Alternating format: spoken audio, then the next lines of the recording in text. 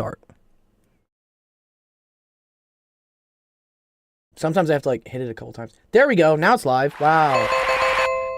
Excellent. Okay, cool. All right, we got everything. Let's start off the stream. Let's help you guys with some homework. All right. All right. Welcome everyone to Actual Education. My name is Dr. Gold. The stream that helps you out with math homework, science homework, all sorts of fun stuff. What's up? It's Tuesday. Yes. And let's see. I'm just gonna hop right in. Do we have any screenshots that have been coming up? Oh, here we go. Equity has one Taco Cat. Nothing actually super big here yet.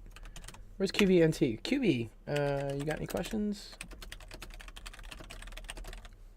Yes, if anyone on the stream has any questions, put them in. Yes. Help screenshots. Help screenshots. We love that channel. Yeah, that's gonna be. See if it shows up correctly. No, it's showing up this now. OBS sometimes doesn't know which Discord window to show, so it's showing my stage Discord, which is annoying. I don't like that. But anyways, yeah. Let's see what else is going on in the chat. Taco Cat says I should purge everyone who's not active on the server so that we can make a guild for the server. I was like, no. I saw that, yeah. I'm just going to purge 1,400 users from my Discord. We keep growing. I think we're up to, 1.68, and I'm not even really advertising that much. I keep putting the non-channels in detention, and then I'll just, at some point, when it's maxed out, or I just can't be asked doing it anymore, I'll just be like, everyone in detention, is anyone here real? And then you probably just put... Yeah, and it's like, now you're on the chopping block. Now you get axed. Equity, what's up, dude? What is up? Feeling better-ish. I have to, here, I'll show you guys. What was it? Tomorrow, I have to head over to... Yeah, I won't be able to stream tomorrow because so this week is what's called LA Tech Week in Los Angeles. And so what it is a series of events that they have all over the city. And there are a lot of seminars about people, founders, startups, CEOs, whatnot, talking about, just cool stuff that's going on in tech. And I think one of the things I'm going to, let me find it real quick. I gotta go for where's Los Angeles calendar? I already have it. Ugh, man, what was it?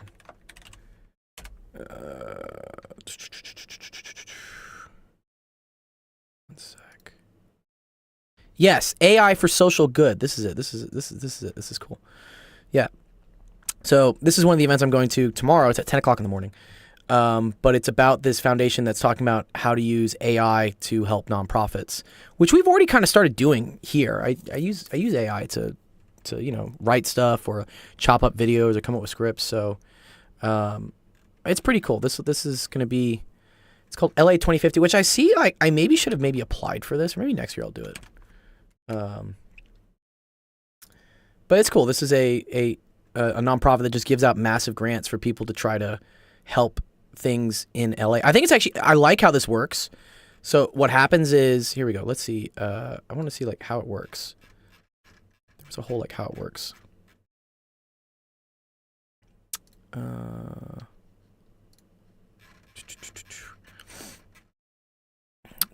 2050. Why 2050? I don't know. Maybe they're just trying to make LA not a piece of shit by 2050. Yeah, good luck with that. Good luck with that. Okay. I got one word for you. Two words even. 2 words. South Central. South Central. Yeah. South Central notorious for about 20 years for shooting each other with AK-47s. It's on every movie and TV series. Dude, it's getting better though. South Central is getting gentrified for sure, dude. It's not as bad. Which came up in Boys in the Hood, if you've ever seen that movie. Yes, there you go. That's an old school one. Not Morpheus. Fucking hell, not. Yes, I know what you're talking about. Yeah, what's his name? He had a strange name in the movie. I've forgotten the name now. Furious. Yeah, Furious explains to all these boys, the meaning of gentrification and why it's a bad thing, but it's from a very 90s racial perspective. Sure. Something which we are finally moving past as a world. Yeah, we finally got past that. Yeah. Well, and I'd say sometimes the pendulum is swinging too much the other way though. So it goes both ways. But anyways, what this 2050 grants challenge is it's pretty cool. So what they did is they asked people in LA to vote for what issues they thought mattered the most to them. And I think I saw something that they had like 15,000 people vote. They casted like 100,000 votes, and they came up with, the things they wanted to fix. So here we go. Here's the issues. So here are the 13 issues that come up with. Someone was like K through 12 STEAM education. Isn't this interesting? We've moved past STEM and now we added the A. I think the A stands for arts. Arts. Which at this point, no. isn't it just education? Like science, technology, engineering, math. Yeah, exactly. Zach's like STEAM is everything. Yeah, I'm confused. Like STEM made sense because it was, I don't know, science and math made sense. And then they were like, okay, but now we should add tech. Okay, now we should add engineering. And now we're adding arts. Well, now it's just everything. Okay, but whatever. Without the arts, it makes sense because it has. But then I can understand why they'd add art because they're thinking, oh, it's all about creating something from nothing. But then it's a very different mindset, arts and engineering. Oh yeah, and different career paths and everything. Zach says STEAMs is STEAM plus sports. Yeah, that'd be too much, dude. Yeah. Sports funding doesn't need any more funding. We have enough funding for sports. That's actually a big. That's a big thing, isn't it? Add another Ian. Add another Ian. The sheer volume of people that need to know English. My English. God. There we go. Exactly. Yeah. Me as a Scotsman saying you need to learn English. Think about how much of a problem that is for you. Yeah, that's something. So I guess they said education. And then they said access to tech and creative. That's cool. Community safety, so parks and access. Public transport, that's a very big thing. Social support networks. Affordable housing, healthcare. Mental health. Food insecurity. Okay. I guess not knowing where your next meal comes from. And then youth economic advancement. Oh, I maybe should have applied in this group. Yeah. But yeah, so... Quite a lot of it is very American. Yeah. Well, and this is why a lot of these problems are very American. Yes. This grant is specifically for people in Los Angeles, apparently. This one, yeah. So yeah, they had all these groups. These issues, and then I guess a bunch of groups and nonprofits came up with ideas for them. And then they selected some winners, and they gave out a lot of money. They gave out I think $3 million total. So they gave out $75K. So here, if you go to the winners, where are the winners? Here are the winners. Was it 60 organizations? Wow, that's crazy. I wish I'd known about this. But there's some cool ones here. Look at this: empowering LA students for STEM success. I guess these people are probably a little bit more official than me. The Partnership for Los Angeles Schools. Yeah, this is probably like a big organization. Yeah. I don't know. Yeah, they got pictures of kids and stuff. Yeah. All right. Yeah, they have 20 schools, 3 communities. This is cool. Oh, look. Hey, here's your South Central. By the way. Is that South Central? Yeah, this is South Central down here. That's funny. So yeah, so where they're helping schools, are all the shitty parts of LA. It makes sense. Yeah. So this is like the South Central corridor is what this is. What's up, Pachinko Raid? What's up, Pachinko? Where's Compton? Compton's down here. Yeah, South Central. So South Central is like right here. Here it says South LA. Sorry, we'll look at it. Yeah. This is like South Central right here, and then Compton is towards here, down here. This is Compton. Oh, Vinvale. Yeah, I recognize some of these places. Yeah. So it's actually interesting because Linwood, this area right now, which is called Black Beverly Hills in Los Angeles, is what they call it. Is becoming very gentrified with very rich people and whatnot. So it's starting to be nicer. But you can see all the schools that need help are right here. Raising with Simplex. This is downtown, and so this is like Skid Row. This is a really bad part of town. Skid Row is you want to go for a fun place for a Halloween scare any day of the year. Just go to Skid Row. Right. Yeah, what's up, Obi? Good to see you, dude. So yeah, so that's cool. So Anyways, so yeah, I'm gonna go to this event tomorrow. So I won't be able to stream tomorrow because I'm going to this and then I'm going to another event, and it's all for LA Tech Week. It's a bunch of different entrepreneurs, VCs, founders, funders, angel investors, all these people just kind of mingling to, like, I don't know, just talk about things, and hopefully I can, you know, talk about you guys to them a little bit, and we'll see what we get. You know, sometimes someone really likes your idea and they're like, hey man, I want to give you $100,000, like just keep doing it, and I'd be like, yeah, that's awesome. Could use that. Then I could buy you guys a lot more prizes. / I could advertise this a lot more. I'm hesitant to advertise this more because it's starting to get like too big for me to support with my current funding streams. So I need to find more ways to get money for it. I remember you. The Little Shop of Horrors. Really? What is the Little Shop of Horrors? That's a funny one. Little Shop of Horrors. Little Shop of Horrors. Oh, it's a musical. I'm not the biggest fan of musicals, but oh wow, it's an 86 film.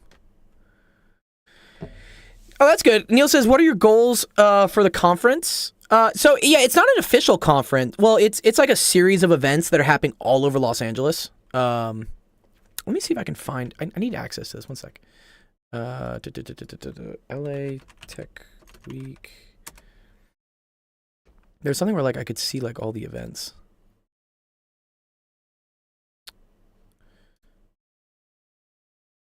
One sec. Yeah, one sec. Let me switch to this one.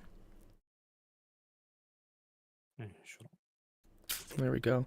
Rick Moranis, yeah, dude. You know, Rick Moranis has such a funny story, right? Because he just bowed out of film, right? Did he come back for a bit? I think like he made his money and then he just bounced, and he's just like, I need to focus on my family. I don't need to make any more money. Oh, after his wife passed. Oh, that's some. I'm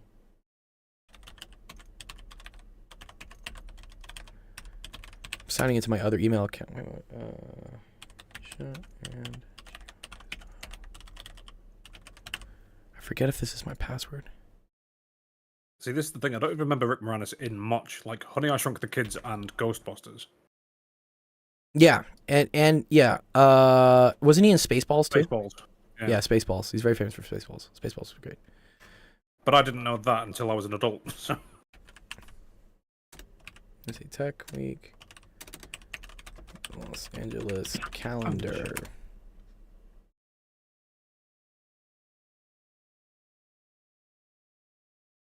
Okay, well, I don't. Why is it making me? I don't want to sign up for this fucking thing again. No. No, I really don't. No. It's like they give you like an email or something. Okay, here we go. All right, here's all the events. Okay, so this is Los Angeles, LA Tech Week, and they host it all over. So these are in Santa Monica, some are in Venice, the West Side, Beverly Hills, downtown LA. But it's all a bunch of like really cool events. So I don't know. Here we go. Space Founders Jam. and yeah, Space Jam. Let's see what this is. I'm just curious what this is. It's a bunch of like VC companies and like so venture capital. They provide all the money for like startups and stuff. Generation Space, and so they have a bunch of panelists and they're talking about all these business things, right? Networking, synergy, whatever. Like, I don't know. It's some of these are not very interesting to me. I don't really care about them. But this is cool. So the Google AI Salon, the future of entertainment and creativity. This looks pretty cool. So this is a whole meeting where they're showing, the latest in AI that they're doing and how it affects entertainment. And it's all like a connection meeting thing is what it is.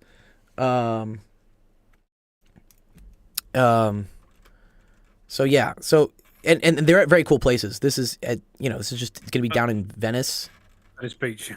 Yeah, Venice Beach. Yeah, it's down the street from me, right? And so a lot of them are like happy hours and like dinner parties and stuff. And it's just a good environment to just rub shoulders with other like-minded people. Hopefully, if you pick the right events. So I tend to be more interested in the ones that have, I'm not going to go to women product leaders. Like, that's not really me. I'm not a woman. But, there's comedy shows and stuff. Meta Monday, the fashion verse. I was in fashion. I go into this. There's some though with like education here. Let me type in education. Education. There we go. Transforming educational guidance with global success. That was it. And then there were a couple in like the gaming, which were cool.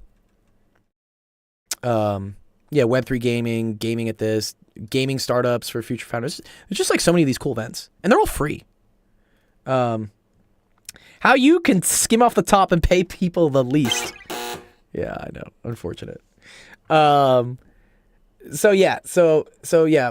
goal would be to try to find other people that are also interested in using technology, AI, all this social media stuff to help students with education, and see if there's some ways we can work together, or maybe if they know funding sources. Like, again, there's all of these grants and stuff popping up that I just don't have on my radar because I'm not in that scene as much. I focus on teaching.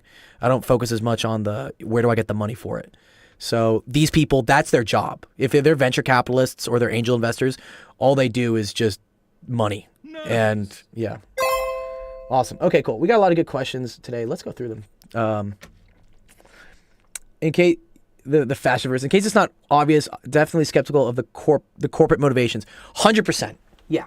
And yeah, I have to be very wary that someone isn't just trying to fund what I'm doing because they want to sell the kids, like, I don't know, Gatorade or something.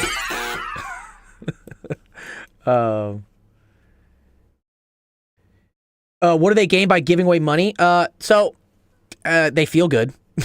That's a good thing. So some people just have a lot of money and they want to feel like they're helping the world, and they don't, their skills involve making money. Their skills don't involve how to spend it to help people. So they find other people that they believe in who can take their money and use it effectively and efficiently to help the world. And then they feel like they're part of the journey, part of the success story. So that's something for sure. Yeah. And then, yeah, Obi's right with the actual thing here, which is tax write-offs. Correct. Most of these people have a lot of money and they don't want the government to take it. So if they donate it, they get to write it off on their taxes, and then Uncle Sam doesn't take as much. And at the same time, they're helping out people like us. They're helping out you. So it's a win-win, I would like to encounter someone early in life. Why don't rich people want to donate to the government?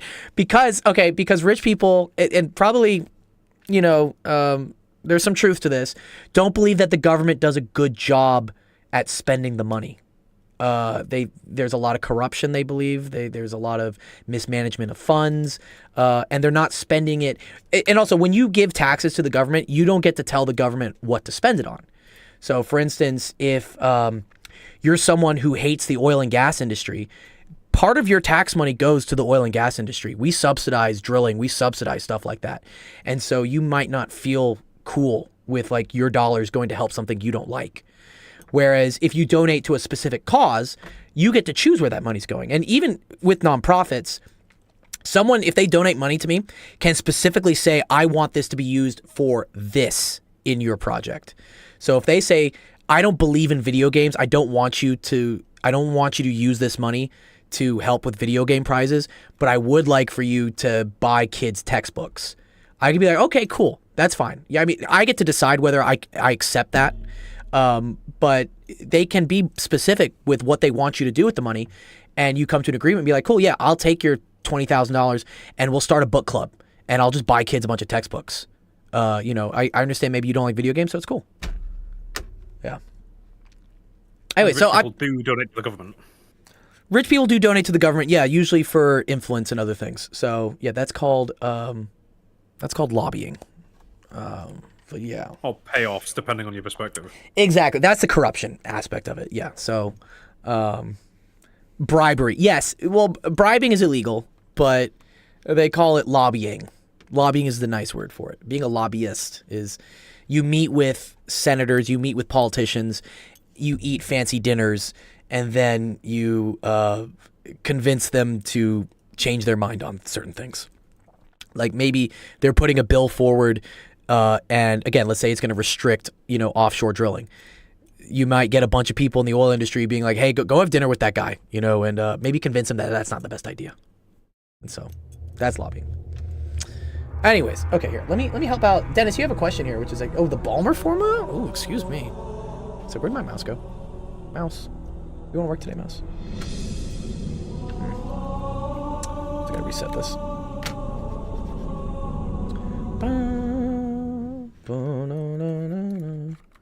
Ugh. Yes, mouse is working. Mouse is turning on. That's good. Baby voice is on. You guys hit me with all the things. What's up, Falcon, dude? Where's my mouse? Okay, there it is. Okay, cool. Alright, here. Let's see. Yeah, we do have some questions today. Y'all submitted questions right now. We got equities first. What's up, Teacup? Teacup, I haven't seen you forever, dude. What's going on, dude? You can come up and say hi. Hello. Hey, Teacup, how's school doing? Going. How's life? You got all 100s and everything? Probably. No, actually. No? Okay. Do you need help with getting those all 100s? 88.9. Uh-oh. Well, that's basically it. You're close. Doing my AP World homework. Yeah, AP. I was very lucky in high school to have a really fun AP World History teacher. She was actually a double doctorate. She had 2 PhDs. I forget her name, but she made the class fun. I understand that can sometimes be a very dry and boring class, right? I have a good teacher, though. Good. I'm glad you do, man. Nice. Always good to hear from you. Everything else is good in life? You're what, a sophomore now? Junior? Stuff. Sophomore. Okay. Sophomore year was a fun year for me, man. Yeah. I think junior year was my hardest because that's the year you're also getting all your college stuff ready to go. And then senior year, you kind of just coast, which is nice. So enjoy your fun year now. Yeah. What math are you taking? I'm in Algebra 2 Trigonometry. Cool. I actually didn't really like Algebra 2. To me, I felt like it was just algebra topics, but like extended. I'm just like, we're not really learning anything new here. But trig is very useful. Comes in a lot of use. Are you still playing? Yeah, go on. No, you can talk, it's fine. Oh, what were you gonna say? You're gonna say technically something. Technically what? I was going to say I'm technically behind as everyone else is taking calculus. But you're a sophomore. You have sophomores taking calculus? Yeah. Oh, that's insane. Most of them, actually. We actually started going through calculus with what was it? What was it last year? Maybe last year we were going through like the calculus textbook. You've learned some calculus already. Yeah. Oh, okay. So can you take it next year? Can you take calculus? Yes. Okay, good. And then I can help you with that. You've already learned a lot of it. I taught you a decent amount of calculus already on the stream, if you remember it. Yeah. I had to take my PSAT today. Okay. How'd your PSAT go? And Yeah.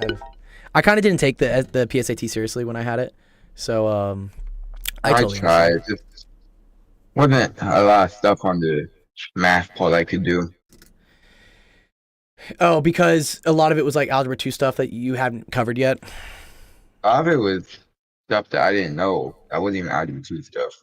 Okay. Do you have some example questions of what it is? I could always teach you it, Could help. They're not released yet, so I don't actually. Oh, okay. Well, they have previous Maybe year release ones. my month. They have this here. What? Where was I had this in? One second. Let me pull it up. So yeah, over the summer we did like SAT questions and stuff to prepare students for the SAT, and that part of that is also the PSAT as well. So this right here was a SAT question bank that someone came up with. Here, I'm gonna post it in the chat for you guys. Totally free. It's awesome. Whoever made this is great. But they have here. This has PSAT included, PSAT excluded. So here we can go to PSAT included. But they have all the, I don't know where they got all these questions from, but I think they took them from, you can download an app called Blue Book to practice. Okay, cool. So this must be them taking it from Blue Book and some other stuff. But I like how they organized it by section. So for instance, if you, knew you needed to get help with math, you could go to the math section here. And let's say, for instance, you really struggled with geometry and trig. Like, that seems to be a common thing. You can then go by the section here, be like, maybe I'm not really good with circles. Honestly, I hate circles. Almost as much as I hate all the triangle theorems. But you can go here, and they have it by difficulty level. You see how they have like hard, medium, easy.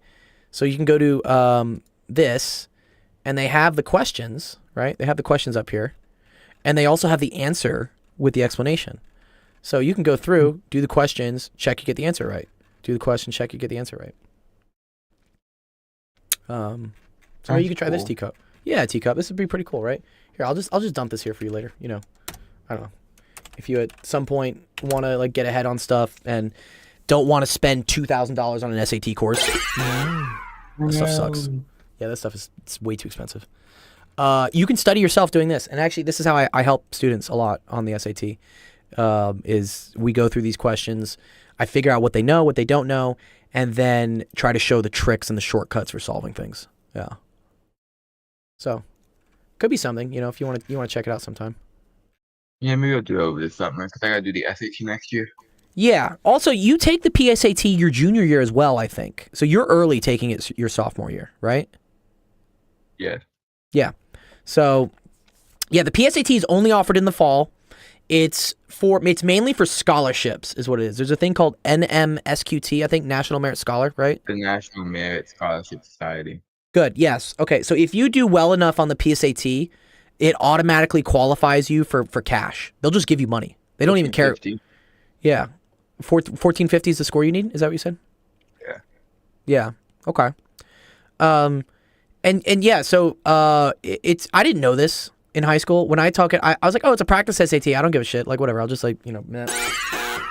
But then I saw like, oh, wait a minute. If I'd actually taken it seriously, there's a lot of money they give out, which is great. Mathematics, echo chambers, characterization, scapegoats.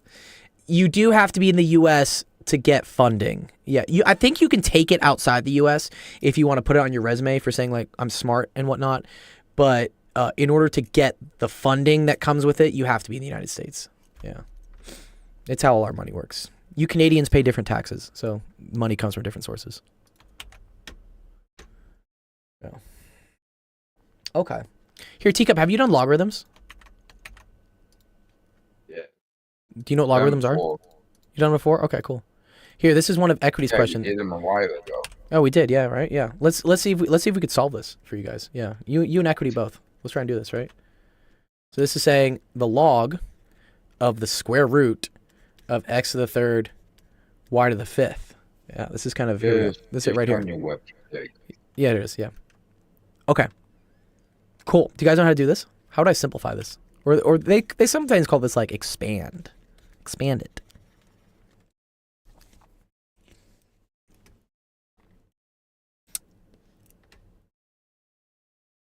And then here, I'll see if I can pull up. We need the rules. Where did I put all the rules? Where are all my log rules? There they are. These are we like these. We like these log rules. These are good ones. Let's put them up here. Okay. Cool. Here we go.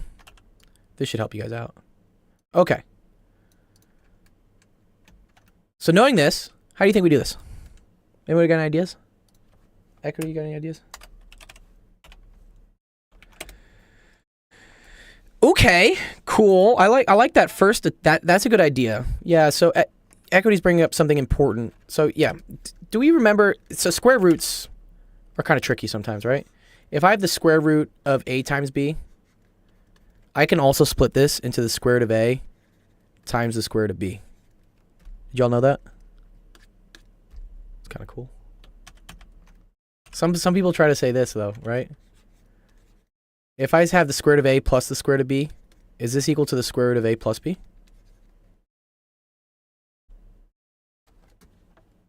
Do you remember this, Teacup? You remember how to do this? You're coming back to me. Yeah. So this is not true. You're not allowed to just... Yeah, good. Exactly. You can't just say the square root of a plus the square root of b is the square root of a plus b. This does not work. No. But multiplying does. Multiplying is okay. So if you have two things multiplying underneath the house, you can put them in separate houses and have them multiply. So what Equity came out with, which was a good idea here, is he said, okay, I'm looking at this, right? We got two things being multiplied underneath a big house. I'm going to split that up into the log, and then I'm going to say this is, let's do different colors. Let's say the square root of x cubed times Times the square root of y to the fifth. y to the fifth. Yeah, exactly. Right. Perfect. Yeah, nice, guys. Okay. And then we have to remember what happens when I have the log of something multiplied by something. It turns into ln a plus ln b. Exactly. Good job, guys. Yeah. Yeah. So this, if I have the ln of two things multiplying, I can take the ln of them separately being added to each other. So yeah, this becomes the same thing as the log of the square root of x cubed plus the log, and then we're going to square root of y to the fifth. Okay, cool. All right, we're getting closer. There's another like step, another two steps we can do. Neil says that's interesting because it works for 4. Yeah, 4 is a weird number, right? Because like 2 squared and 2 times 2 and 2 plus 2, all of these things all are equal to 4. So where it seems like, oh, it's just adding, it may be that it's multiplying, or it may be that it's squaring. So I always tell students, if you're like trying to test numbers and stuff, don't use 2. No. Because 2 obeys like so many weird rules. Yeah. Okay, cool. So Equity has this, he's saying, okay, I think this is log of x to the 1/3. Close. Kind of close here. Okay. So we got to remember this is another thing with exponents and radicals, okay? If I have let's say the eighth root, or let's say the bth root. The bth root of x to the a, this is the same thing as x to the a divided by b. Okay, good. All good, 1K. Did you put a question in 1K? Am I missing one of your questions to go over? Oh, you did. Oh, ooh, yes. Oh, you're doing chemistry diagrams? Oh, I love chemistry diagrams. Yeah. And then we'll help Dennis out. Okay, awesome. Yeah, all right, 10 minutes. You're good. All right, so this is a very important rule to know. So anytime you want to write out different roots of things to different powers, you can write them as fractional exponents. So the exponents are a fraction. So, for instance, if I had x to the 2/3, right? This would be the same thing as, okay, so the bottom number is always the type of root. So in this case, this is a cubed root. And then we say a cubed root of x squared. And actually, the cool thing about this is I could take this squared and I could put it outside as well. So you can either say it's a cubed root of x squared, or it's a cube root of x squared. I know that sounds the same, but you can either square the x and then take the cubed root, or you can take the cubed root and then square it. It's the same thing.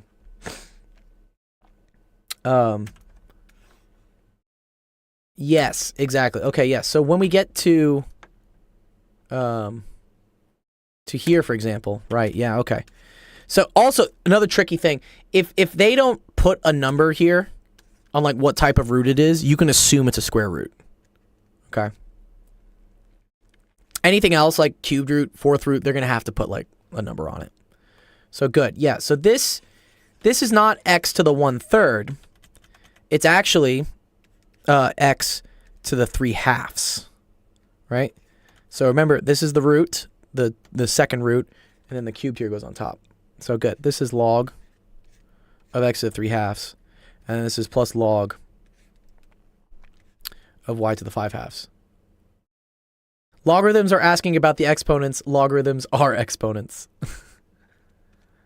They're kind of like I feel like they're like inverse exponents. Like the anti-exponent is like log.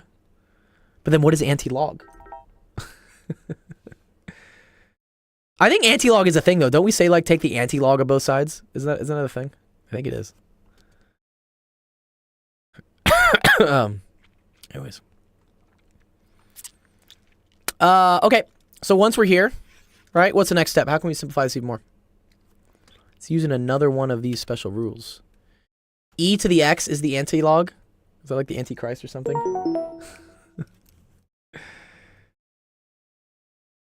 Thanks for the follow, Type Going. What's up? Nice. Each of the two-eyed pie is the anti-human. Yeah. Good. Yes. Very good. Yeah. So here's another. Again, it's the key rule of logs, right? If I have the log, this is ln, which is just a special type of log, and I have an exponent up top, that thing comes down here. So then I have that's the exponent times that is the same thing. Yeah. 5 log y log u. What level of math is this meant to be up to? This stream does anything. Anywhere from like middle school up through, I would say differential equations is what I'm comfortable with teaching. But we also have some awesome math streamer friends of ours. You should go check them out, Typhoon. That's all of them. Make sure you follow them. Some of those guys are like math professors at the college level. Some are even doing dissertations and PhDs in mathematics.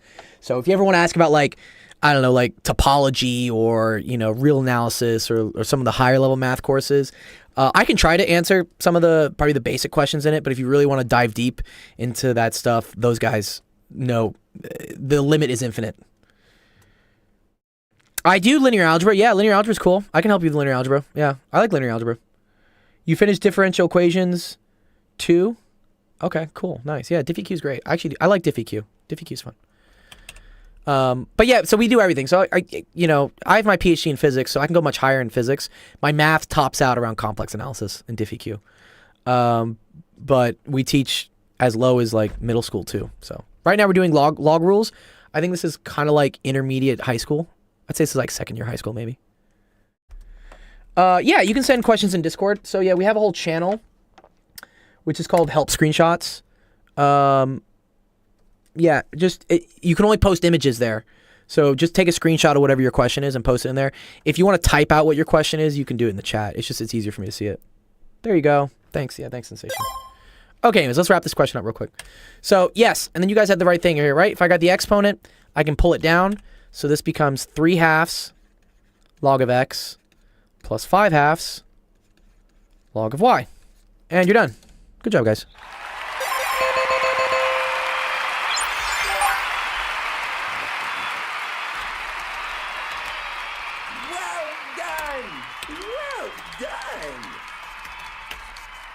Add 1 to teacup and equity. Yeah, good job, guys. I appreciate the question. Let's see. 1K is going to come up eventually. Let me see is Dennis around? Where's Dennis? Who invited Dennis? Dennis is cool. I think Dennis found us through TikTok. But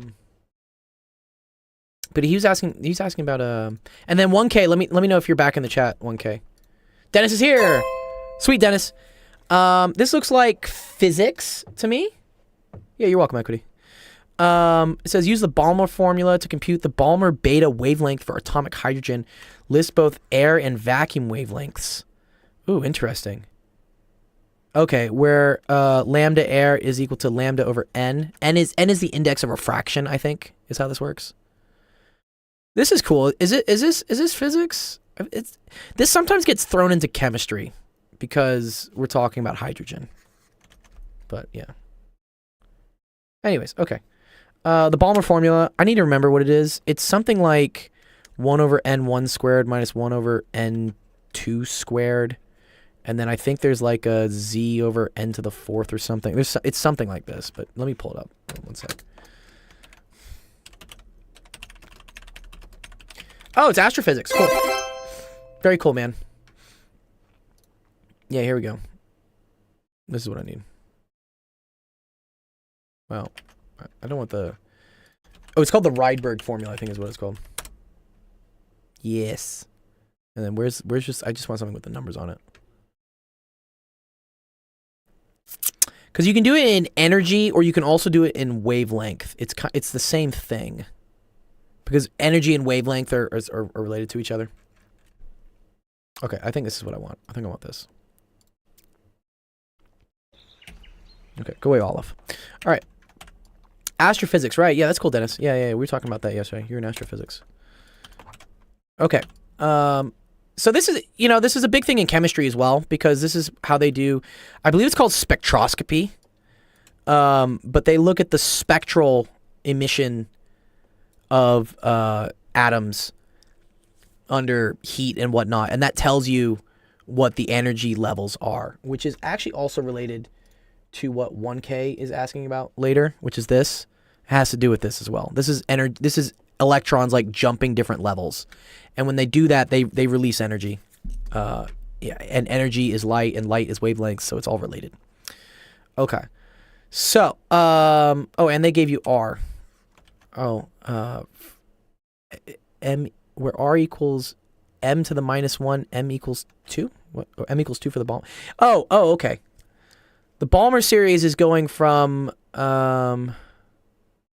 is it going from 2 to 1? Is that what the Balmer series is? Let me see.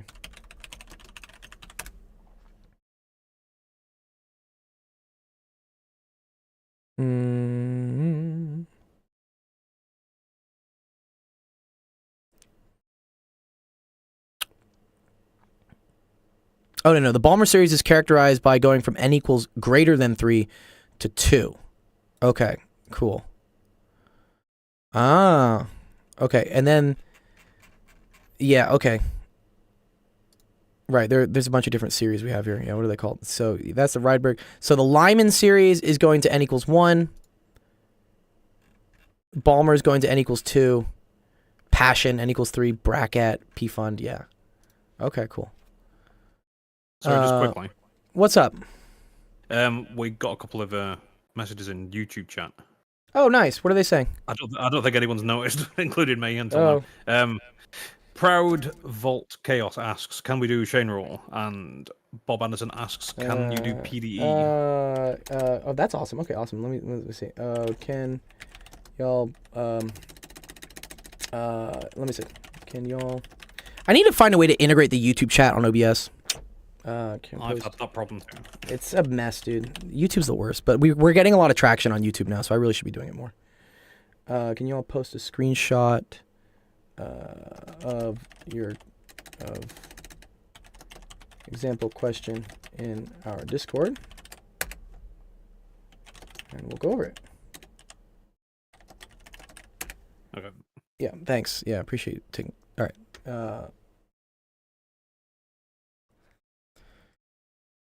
You can't show YouTube, yeah, because they hate each other, right? I think technically I'm not allowed to stream on YouTube and Twitch at the same time, but like whatever. Are you a partner? I am technically a partner, yeah, but they don't really give me much money, so I don't know. Okay.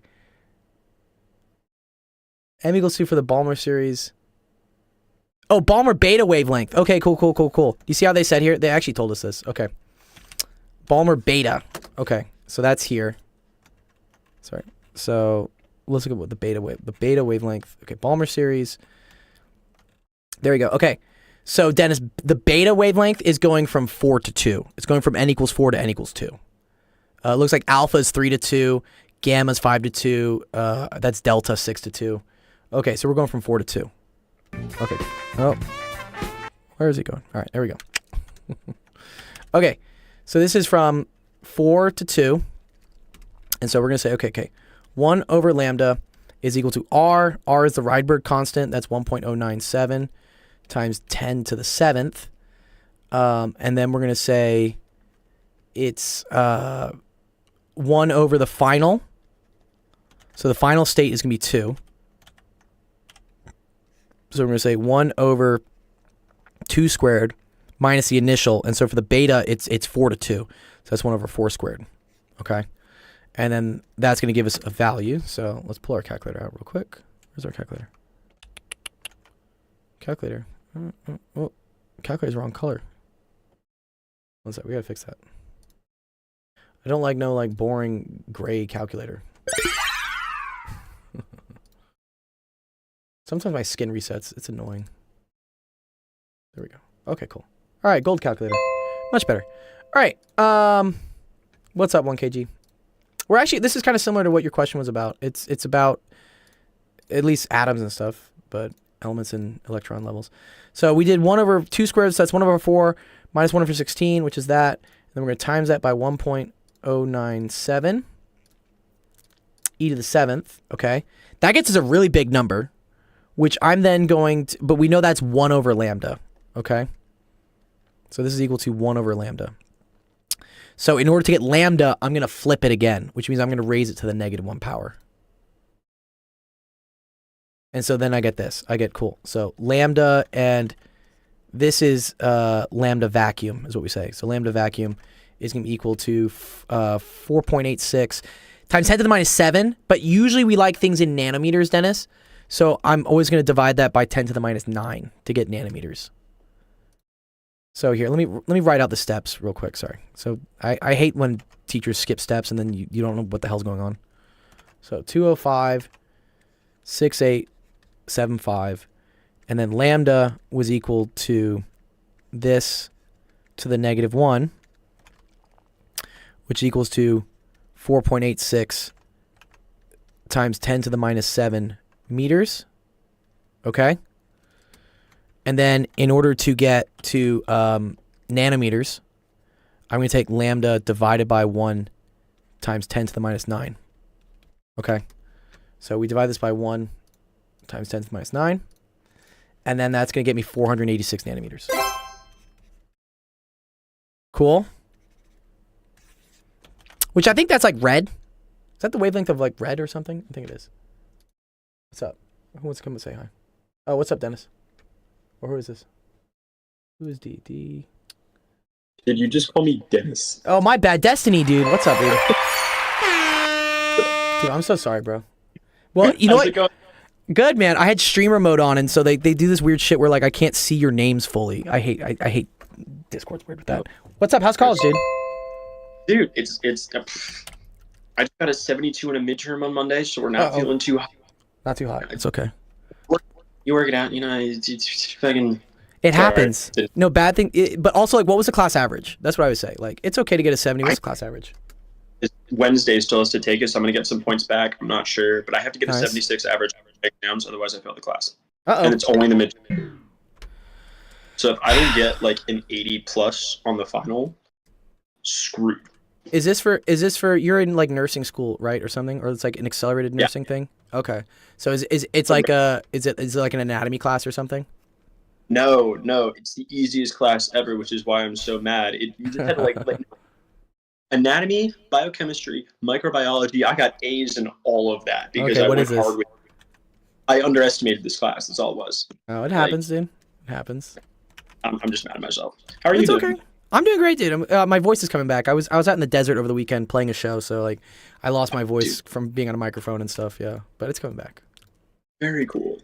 Yeah, it's super dope. So let me think. You're a freshman, right? Freshman is your first year of college, or sophomore? Yeah, I was a freshman. Hawked, I think, because I was given the dorm tour, if you remember. Yes, you gave me. So this is the thing, bro. I can't even remember. Like that to me feels like that was this year, but you're saying that was like last year. It was last semester. Oh, okay. Okay, it was during the fall, so it was last school year. But got you. Okay, got you. No, during the spring. Sorry, during the spring. My brain's gone. My brain's gone at this point. Oh, you're good too. Yeah. Okay, that's cool. I'm actually, you know what I am now? I'm a tutor. Oh, what? That's dope. What are you tutoring in? I'm tutoring the same thing that I'm actually a teaching assistant for, which is biochemistry. Nice. Yeah, the teacher, like the old professor, actually reached out to me and was like, "Hey, do you want to be a learning assistant?" Which is like our equivalent of a teaching assistant. Oh yeah, hell yeah. That's a great thing to do. Yeah. And do they pay you a little bit for that? You must get some money, I hope, right? I get units for being a learning assistant. So. Okay. Yeah, it's also great for your resume too. Like if you have that on your resume, yeah. I'm thinking about being a professor someday if I can. So I'm definitely. That would be cool. Yeah. Well, dude, I'm glad, dude. I mean, is this your first time tutoring? Yeah, this is my first year. What would you say is the number one thing you wish you knew before you became a tutor? Ooh, you always explain things worse the first time you try to do it. That's true. It does happen. Yeah. You have no idea the number of times that I've sat there trying to like grasp at straws. Like, oh, geez. Yeah. I'm so happy when somebody asks me to explain something the second time I have to. I'm just like, yes. I spent 20 minutes wasting somebody else's time figuring this out. Here you go. Well, it was Like, it's like they were tutoring you because they were like the practice is what they were. Yeah. Exactly. It's No, all good, I dude. I do it all the time. I used to do it all the time. Thank you for saying that, because sometimes I feel like so incompetent. No. When I first started tutoring like 15 years ago, every time I had like a new student I was working with, I would spend like an hour beforehand practicing, trying to make sure I knew everything that they were gonna ask and like blah blah blah blah blah. And then at this point, like I just go in blind. I'm like, I'm fine. It's because I've been doing it for so many years. I've seen almost everything. So you'll get over those humps of like, oh wait, how do I explain this? How do I explain this? Yeah. Gotcha. Cool. Oh shit. Sam says he has school off today because there was a school shooting. Excuse me. What? Sam, where's your school shooting at? School shooting, SMC? What? There was a school shooting at SMC? Ew, no. So I interviewed actually at this community college last week. They needed a physics professor. Yeah. That's crazy. Oh my god. Damn. Okay. Stay safe, all you guys. No one died. Wait, did they say no? No one died. Oh, did I get the job? I didn't get the job. Yeah, I don't care about getting the job. Oh, hang on. And I'm so sorry for what I'm about to do. What? But you dodged a bullet, my friend. I dodged a bullet. Oh my god. I dodged a bullet. I did. Come on, tell me that's not.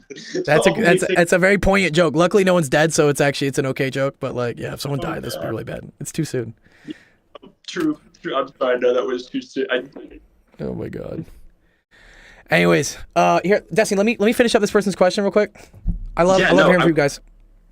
I actually have to start studying, but I wanted to pop in and say hi. And I love see how that. you were doing. I appreciate that. Thank you. Awesome. I love hearing that you're a tutor and whatnot. Come on by more often. And I love to hear how you guys are doing.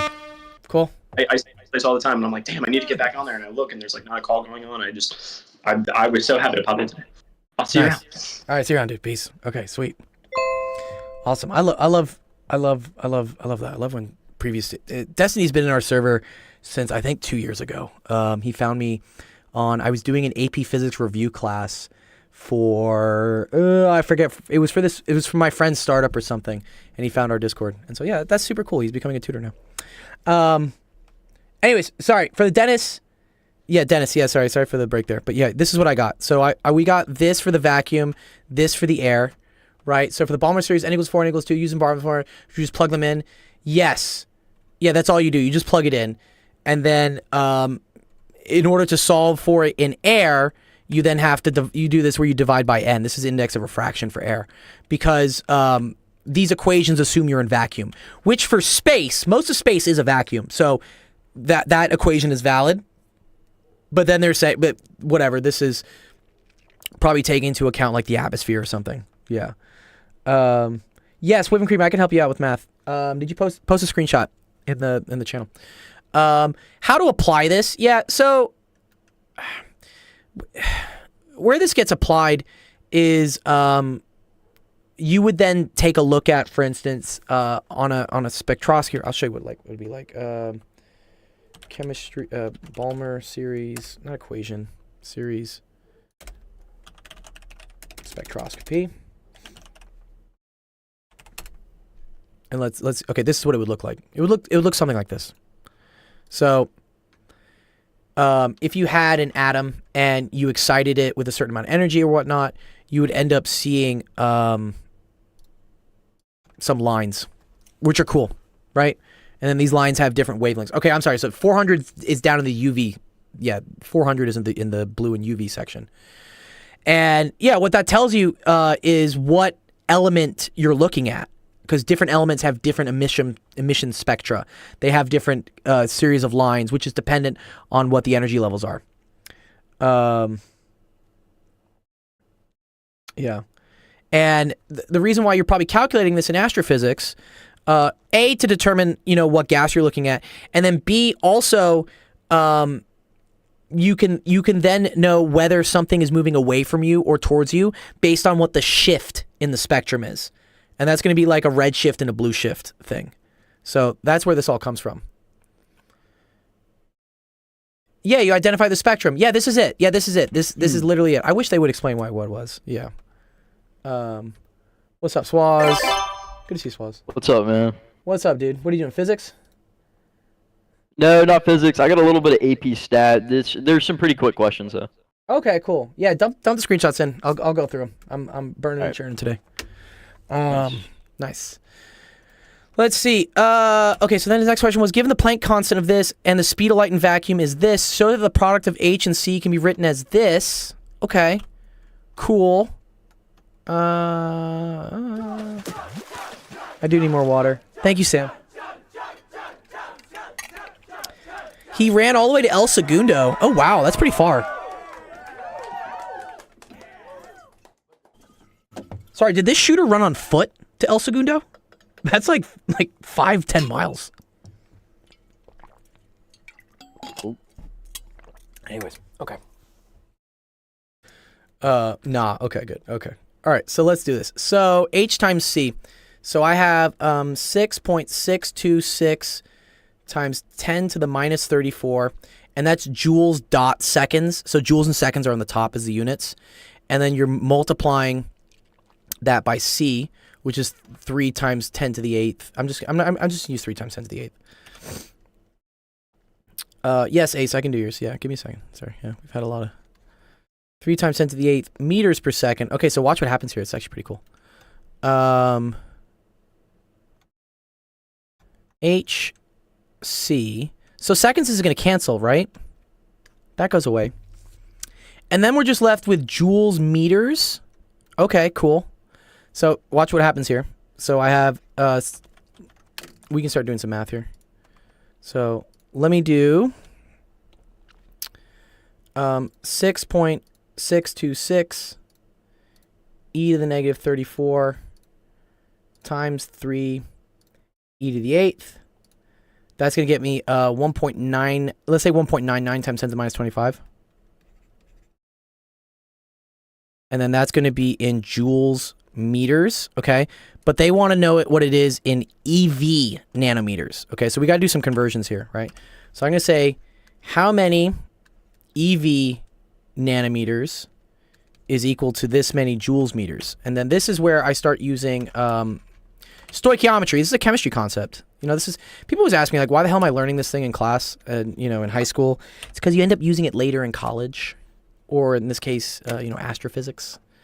So I think it's 1.6 times 10 to the minus 19 EV per joule. Is that what it is? Okay, EV joules. Yeah, okay. 1.6 times 10 to the negative 19 joules in an EV. An EV is an electrovolt, is what it is. Is forces harder than mechanics? Yes. I believe it is. Because it's less about equations, and there's a lot more of, like, you have to kind of understand what's going on. So 10 to the negative 19, but it's my favorite. I like forces. Forces are cool. 10 to the 19 joules in 1 EV. Okay, so watch this. So joules and joules cancels out. Okay, then we're left with EV on top. And then I got to go to nanometers, right? See how we wanted nanometers as our unit here? So then this is going to be that there are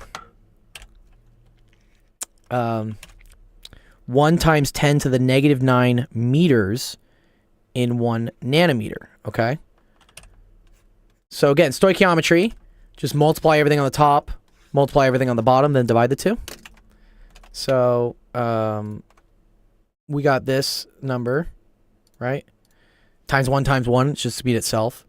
And then we're going to divide it by 1.6 e to the negative 19 times 1 e to the negative 9. Shoot.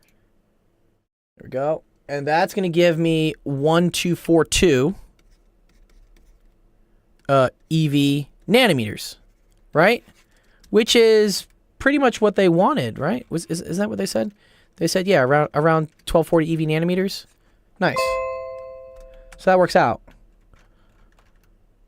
Do we understand that one there, Dennis? Yeah? It's a pretty close, cool one.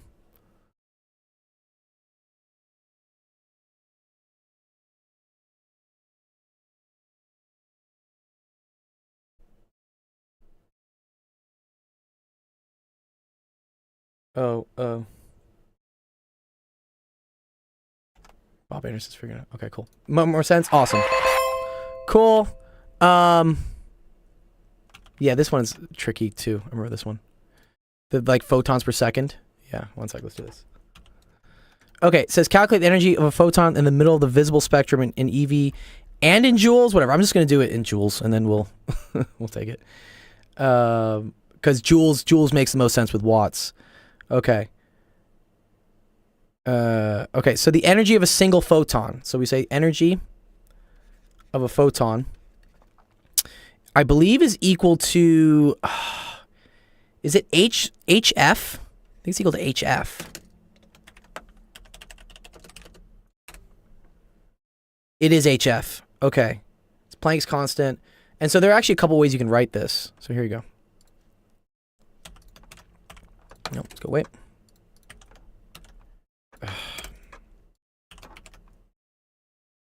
There we go. Okay.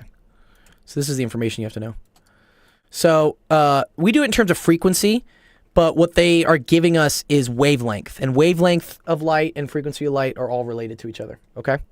So what we're going to do here is we're gonna use the formula that has wavelength in it, which is, it's this one. So F can be written as C over lambda. So instead of this, I'm going to say this is the same thing as HC over lambda, which is actually kind of cool. Do you remember? I think we calculated HC, right? We calculated HC up here as 1240 EV nanometers. So watch this. So this is 1240 EV nanometers all over, and then the wavelength we're going to put in is also going to be in nanometers. So that's 550 nanometers. So this is going to cancel, right? And now we're just going to do 1240 divided by 550, okay? So we're going to do 1240 divided by 550. So that's equal to 2.25 EVs. So that's how many electron volts are in a single photon. Photon is like a little particle of light getting thrown at something. And then let's see. And then I can convert that into joules, because 1 EV is 1.6. Yes, you can convert it to joules, right? So you can say times 1.6 times 10 to the negative 19. So let's do it times. What's the best way to get better at 2D motion problems? Practice. You know, someone asked, like, some guy was in New York, right? And he was wondering, hey, how do I get to Carnegie Hall? Or like, you know, and someone was like, practice. Carnegie Hall is a very famous place for playing music. So, okay, so 3.6 times 10 to the negative 19. And then that's going to be in joules. Okay, so here's where the cool thing comes in. So they say how many photons per second are emitted by a 100-watt light bulb? Okay, so 100 watt. So this is what I'm going to say. I'm going to say how many photons per second, photons in 1 second, right, is equal to 100 watts. And then what we're going to remember is that a watt is the same thing as a joule per second. So I'm going to say 100 joules in 1 second. Okay? And then I can put here, right, that 3.6 times 10 to the negative 19 joules is in 1 photon. So where the units conversion just makes so much more sense if you do it this way. Does this make sense how we did this?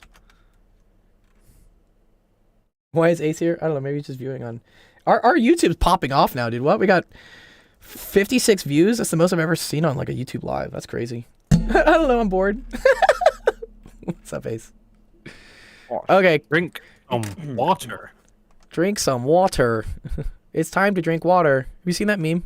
It's time to drink water. Okay, let's divide that by 3.6 e to the negative 19. And that's going to give us, so that's 2.78 times 10 to the 20th photons per second. Yeah. Cool. I was like, that's a pretty cool. This question comes up a lot, Dennis. Actually, I see this one a lot in astrophysics classes, or even in chemistry classes, and it ends up messing kids up a lot. So, yeah, let me know. That make more sense to you? Yeah.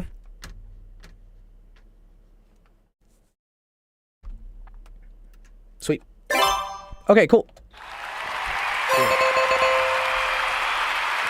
That one. Everything. Drink some water. Is this from Fallout? What is this, dude? What is this, bro? Sheffield. Nuka-Cola. Drink. Sheffield. Nuka-Cola. What is this from, dude? Some water. Ha! Nice one. Nuka-Cola. Drink Oh, some Nuka-Cola. Thirsty. water. Nuka-Cola. Amir says you're doing science right. I was wondering if you could go over enantiomers and diastereomers. Wow. That's some advanced chemistry stuff. Post a screenshot in our Discord, and I'll go through it. Let me do Ace questions. Yeah, Ace says my turn. Yeah, it is your turn. Yeah, it's okay. Whipping cream. Let's. We're gonna go through them. Don't worry. I will get through everyone's questions today. And then 1K. I need to answer 1K's question.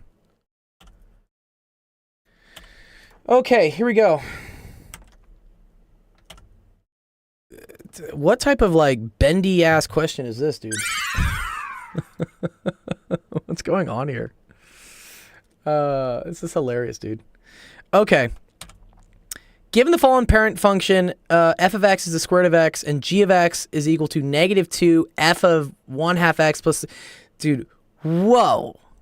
Oh my god, okay. Someone just chose violence today. The violence of a math question, dog. F of x is the square root of x. G of x is equal to -2 f of, and then we say 1/2 x plus 3/2 plus 9. Okay, so let's write the explicit version of this, okay? So f of x means that like wherever there's an x here, I got to replace it with this. So all of this is like my new x, and so that's all going to have to go inside of here. So this is going to be equal to -2, and then this is going to be the square root of 1/2 x plus 3/2 plus 9. So there you go. That's part A. That's the explicit notation for this. This just has to go in for here. F of x is here, moves in, okay? The transformations, yeah, okay, there's a couple transformations here, okay. So the parent function is just square root of x. So that looks something like this. You can't have the square. You can't have the square root of 0. You can't have the square root of negative. Right? Okay. So it looks something like this, I believe. Yeah. This is y is equal to the square root of x. Okay. And what's happening? There's a couple things happening to this. So I always like to look at what's closest to the x variable. Okay. So closest to the x variable, we have this thing multiplying by it on the outside. This is going to be a horizontal stretch. And it's going to be stretching it. So that means it's going to stretch it out this way by a factor of 1/2. This right here is then going to be a horizontal shift. Yes, correct. There's a horizontal shift to the left of 3/2. Then we go outside of this, right? And you got this thing multiplying. This is going to be a vertical stretch of 2 plus a flip. Because anytime you have like a minus sign being multiplied on any sort of like stretches or compressions, that's going to flip it. So this is a flip over the x-axis. These are vertical flips, right? Means you're flipping from this side over to here, or from this over to here. And then horizontal flips mean you're going from here to here. And then this final thing here, this is going to be a vertical shift of 9. Okay? That make a little bit more sense? I mean, there's a whole like, yeah. Let me. There's a whole. What is it? Transformations chart. This is really what you want to do. This is the moneymaker thing that I use. Yeah. So this talks about translations means moving it left, right, up, down. Reflections is like flipping it like a mirror over different things. They call this dilations. I'm not sure I like that word. I say stretch and compress, but dilation means like, you know, you're just doing that thing. Yeah. Okay, cool. Yes, I'm going to post this in the chat for you guys. Here you go. Yeah, sorry, if you're watching on YouTube, join our Discord. It's a lot easier for me to post things in there. YouTube doesn't let me like post things in the chat, which is weird. And then here, I'll post it. Post the, yeah. So go check that out. Okay, cool. All right. Good job. Nice question. Let's go on the next. Thanks for sticking around, Ace. Yeah, sorry. Had a lot of questions today. And we're still going through them.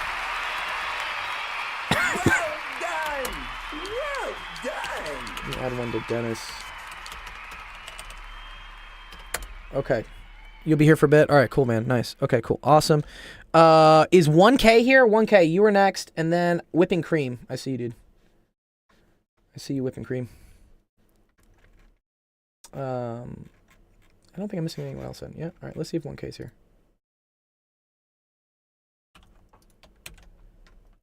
This is 1K's question. I think he said just to draw this. Just wants to draw this. Or like, probably where does this come from? Let's see if 1K's here. 1K, and then I'll take a step up to the plate. Step up to the plate, 1K. What else is going on in the... Our YouTube just started like blowing up. Yeah, thanks Sensation for monitoring that for me. I really appreciate that. I didn't even think about it. It's just like, oh shit, I better do something. Well, yeah, I've only recently just started streaming on YouTube just because our YouTube shorts are blowing up. And so if they follow, they end up getting the notification that they can get help for free on the stream as well. Yeah. What's up, And if 1K? we get lots of people in the Twitch, then it helps with those numbers too. Exactly, right, yeah. But I honestly, I might be moving away from Twitch. I don't know. Them as a company are not doing too well at this point. Too much censorship for my taste. YouTube and Google is forever. Like the YouTube is never going to shut down. But I have doubts with Twitch right now. And I don't.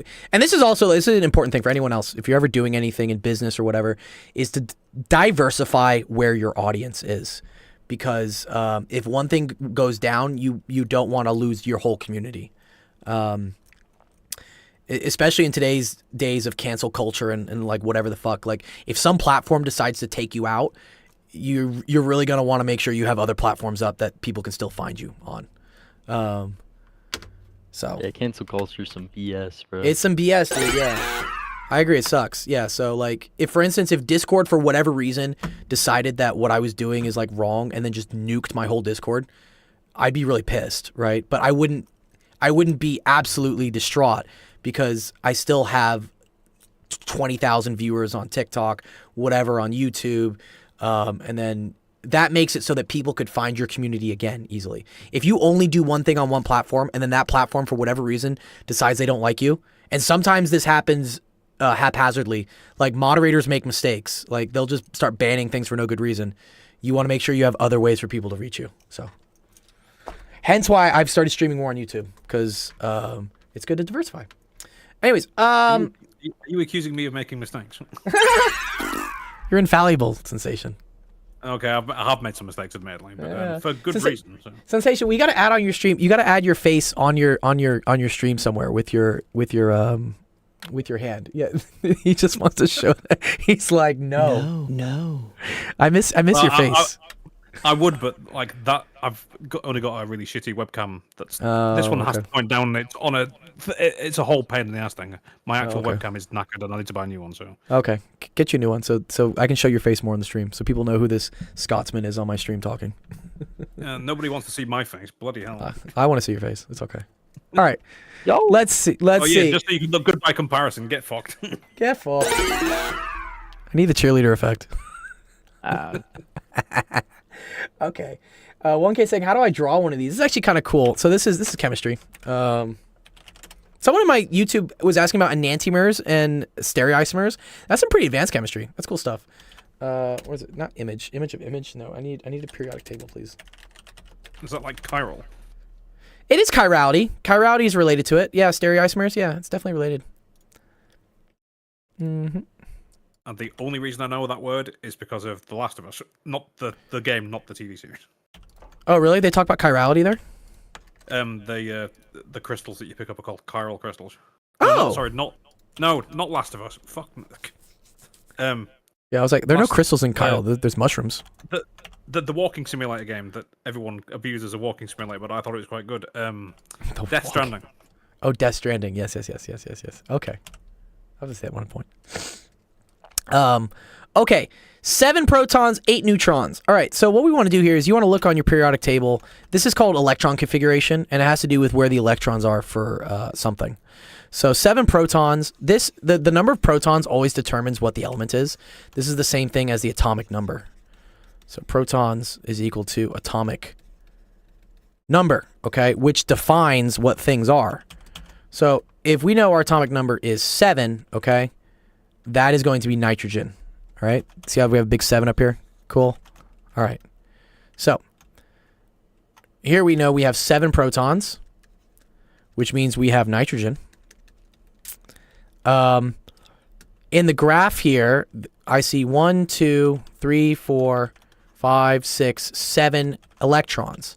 That's cool. That means the thing is neutral because the number of protons equals the number of electrons. All right. And then the final thing they have here is 8 neutrons. So these are the neutrons. And that just kind of contributes to like which isotope it is. Okay.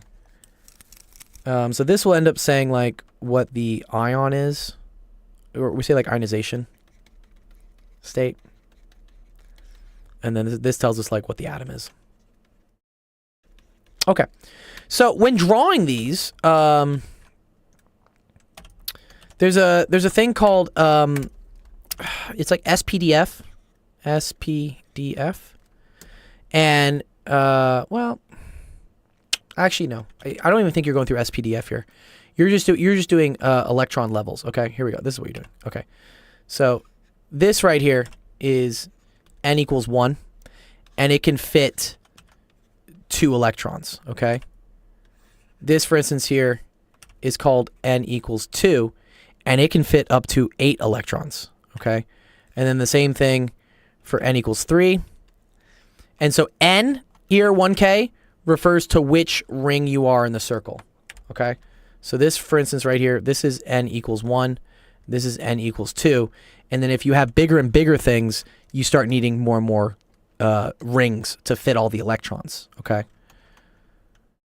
And then you can see how many electrons something fits by like how many elements are in that like row.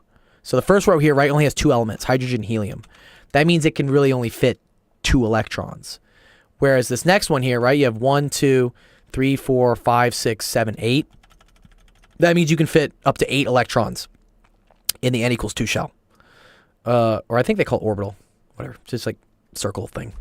And same, it gets weird here. When we start, this is where we start dealing with d orbitals, f orbitals, and let's not worry about that for now. Okay. So, if for instance, let's come up with. So this was. This is the answer. So let's see like what another fun one would be. Let's say for instance I wanted you to draw aluminum. Okay. What I would first need to look at, right, is what the atomic number is. Okay. So I see the atomic number is 13. So that's 13 protons. I'm going to assume it's neutral. It'll say plus or it'll say minus if it's not neutral. But neutral means same number of protons, same number of electrons. So we're going to assume that there are 13 electrons. And then to figure out the number of neutrons, you have to look at the weight of this thing.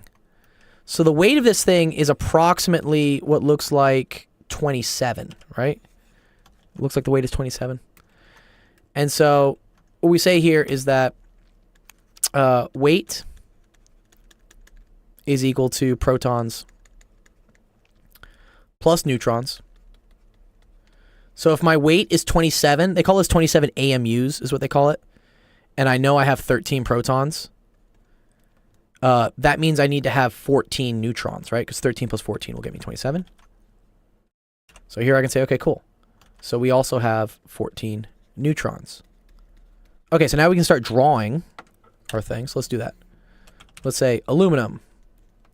We're going to say 13p, 14 neutrons, and then we need to start filling in what all the electrons are, okay?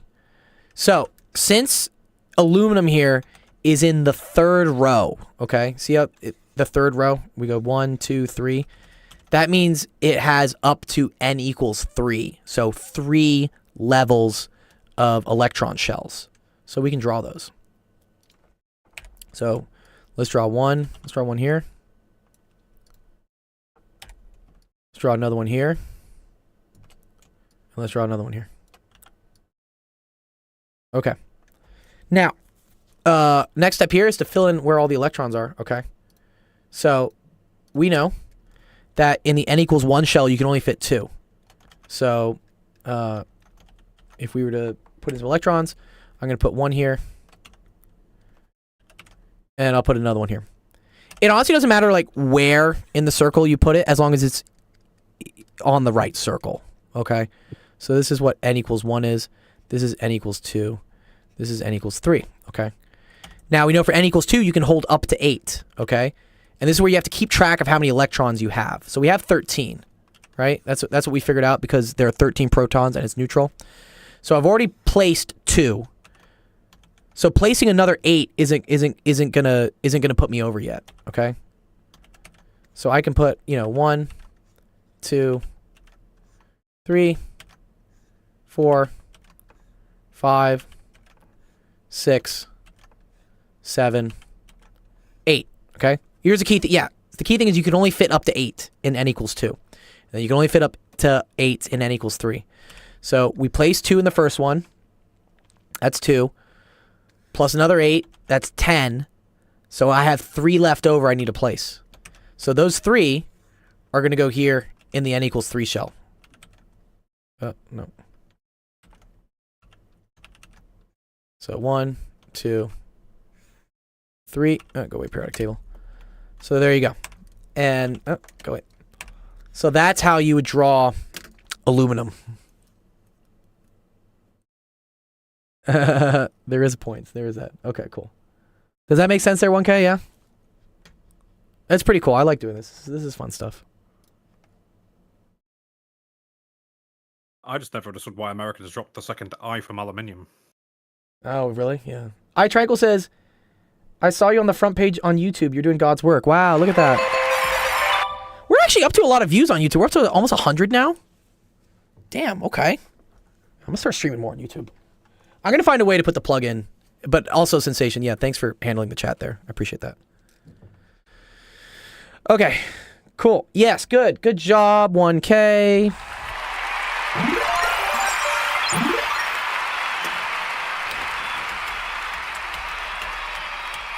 Well done! Well done! Yes. Okay, whipped cream, I said I'd do yours. You're up. Oh, God, what's happening here? This may be like a harder level math class question. But I'm going to try to do it whipped. I'm going to try. And then Swaz, I got you. Cool. Stats, nice. Appreciate it, man. Appreciate it. I got you, dude. We'll get you, dude. Thanks for waiting. Okay, explain by referring to the proof of the maximum principle for the heat equation. Why is it that no maximum principle in the case of the wave equation? U tt minus c squared delta u equals f for f is less than 0. Consider the unbounded domain omega in R2. So yeah, this R squared here, this means in 2 dimensions as shown below. Okay. Cool. Y equals x, y equals negative x. And so this is things that work, and these are things that don't. Construct an example in which the maximum principle doesn't hold. Consider, for instance, okay, cool. U of xy is y squared minus u squared. Nice talk. I like that. That's a good question too. 2 and 3, that would be great. All right, what's 2 and 3? Oh, is this 2? This whole thing is 2, and then this whole thing is 3. Okay.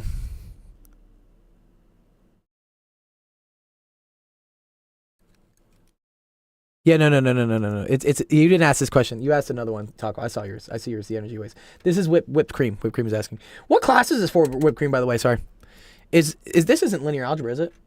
Oh wait, someone did ask a linear algebra question. I fucked up. Where was the linear algebra question that got asked?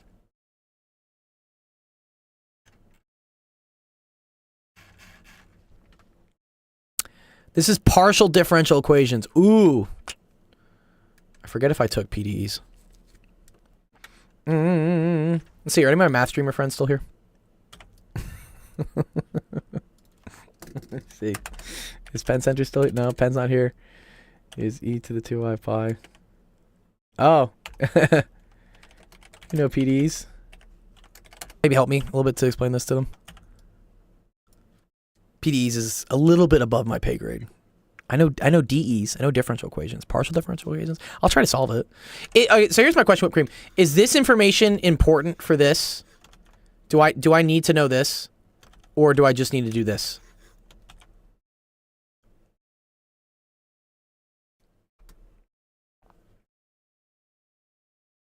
Whipping Cream, they're in the Twitch sensation. I see them. I need more screens. Dude, bro, that's why I have like 6 right now. I have like 1, 2, 3, 4. I got so many screens. There's 6 monitors, dude. I have 1, 2, 3, 4. I have 5. 5 right now. Yeah. I was crazy, man. I have 6 if I include my virtual screens. They are independent. Okay, cool. All right, so this is a completely different thing. All right, let's consider the unbounded domain gamma in this as shown. Okay. Construct an example in which the maximum principle doesn't hold. Okay. Let me first figure out what the maximum principle is. In partial differential equations. Let's see. Wikipedia is sometimes not too nice. Okay. Well, I didn't ask you about this. Isn't there always like a simple dot Wikipedia article? There, Like yeah, everything. yeah. Wikipedia tends to be like a little bit too advanced sometimes. They just I love feel like Wikipedia is good though. Yeah, but when you get to higher level math, they just start spouting like all this like jargon and terminology. Like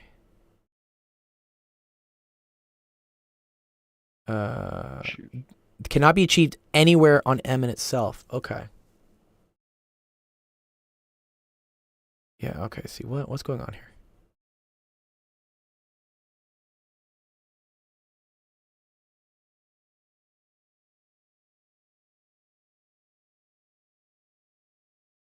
For any, see, they say pre-compact subset. I'm like, what do these words mean? On the domain of U, the maximum of U on the closure M is achieved on the boundary of M. The strong maximum principle says that unless U is a constant function, the maximum cannot be achieved on anywhere on M in itself. See, I don't link me. I don't know what that means, dude. Yeah, what does that mean? See, this is getting too complicated. Yeah, one sec. Let's ask ChatGPT. ChatGPT probably give me a nice explanation for it. What is the maximum principle in partial equations? The maximum occurs on the boundary. Okay, cool.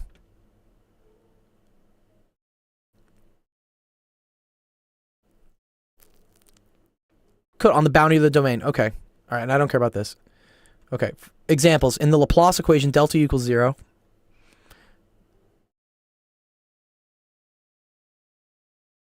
Okay. For the heat equation.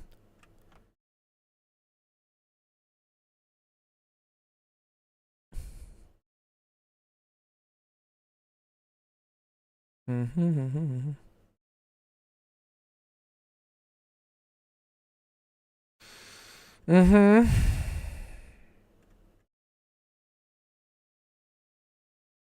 Oh, the Laplace operator. Wait, that is that Nabla? Are they meaning to draw Nabla here?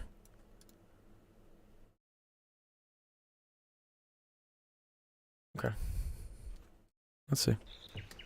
No, go way off.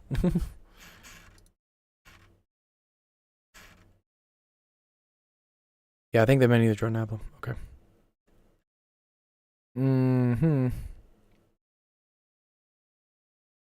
So this is where the maximum doesn't occur on the boundary? Okay, so we're saying that u of x comma y is equal to y squared minus x squared? Okay. And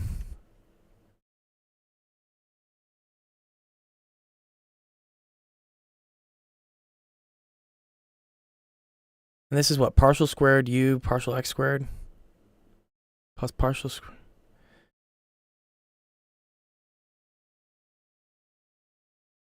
Okay.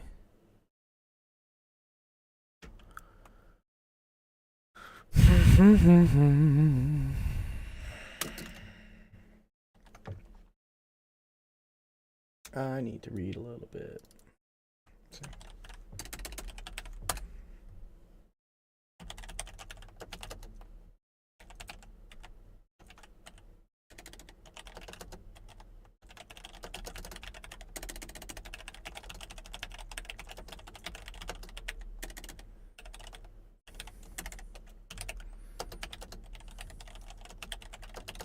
Shoot. Good.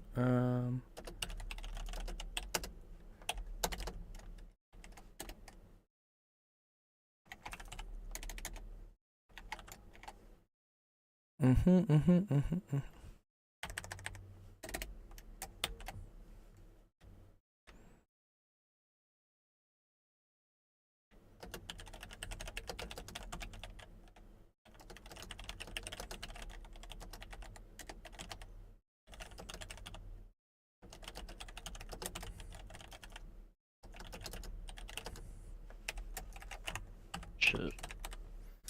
There we go. Y squared minus x squared. Let's see.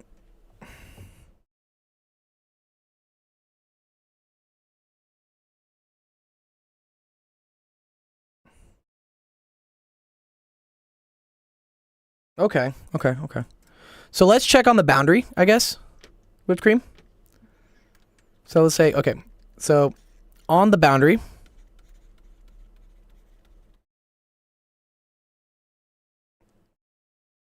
I'm confused with the graph is unbound. I mean, there shouldn't be a max and a min, right?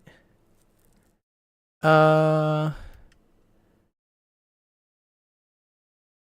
domain, well, the domain is bounded though, isn't it? Isn't it bounded by y is greater than or equal to x? Or sorry, y is greater than or equal to the absolute value of x? Isn't this like the bounds on it? That's what this looks like. So you can consider on the boundary, right? Let's say like y is equal to x, right? In that case, you get u of x, y is equal to x squared minus x squared. That's equal to 0. Okay. And then you could also have y is equal to negative x, right? So u of x, y. Damn. Would equal to negative x squared minus x squared, which is also equal to 0. Okay. So on the boundary, u is equal to 0.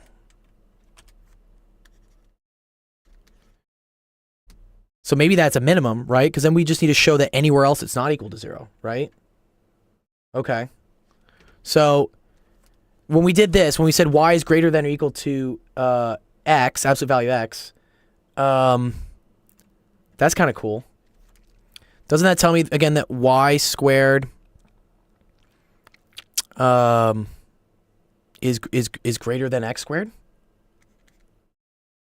Yeah, y squared is always greater than or equal to x squared, yeah? If I square both sides here. And so then y squared minus x squared is always greater than or equal to 0. Okay, ooh, and look at this. We said that u of x comma y was y squared minus x squared. But on the interior of this domain, so like on interior, it is always greater than 0. So thus, the minimum occurs on the boundary, right? So on the boundary, which is when you have y equals x or y equals negative x, this function u of x, y is equal to the minimum. It's equal to 0. And anytime you're on the interior of this domain, right, y squared is always greater than or equal to x squared. that means y squared minus x squared is always greater than or equal to 0, which means it's always going to be bigger than what is on the boundary. Oh, okay, cool.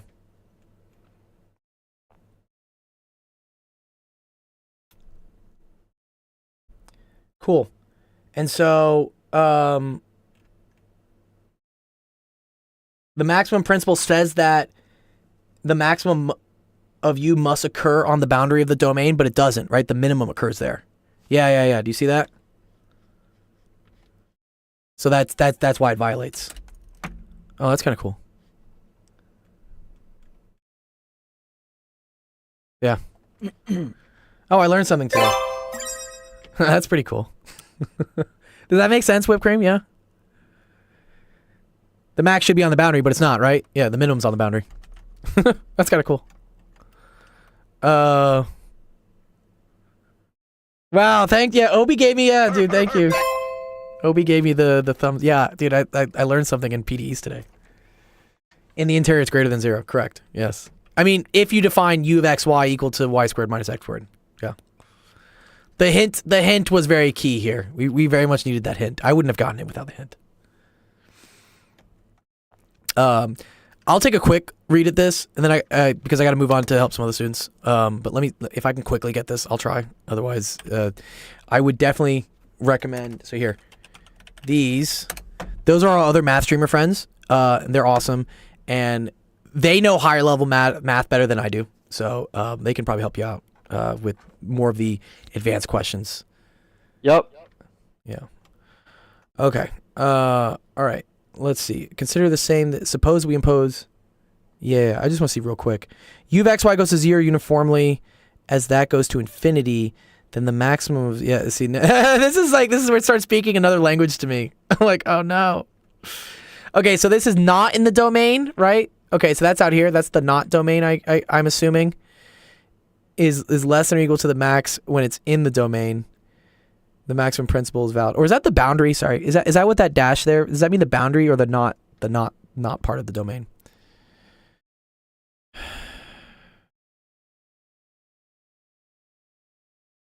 Suppose that u is greater than or equal, and that u goes to 0, as that goes to infinity.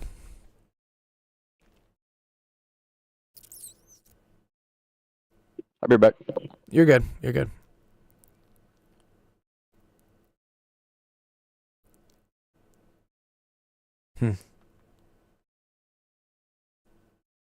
The partial omega, yeah, okay. But what? Oh, okay. Got it. Got you. So the maximum of the interior is less than the max on the boundary. Consider if u is equal to 0, and if u of xy goes to 0, as x squared plus y squared goes to infinity.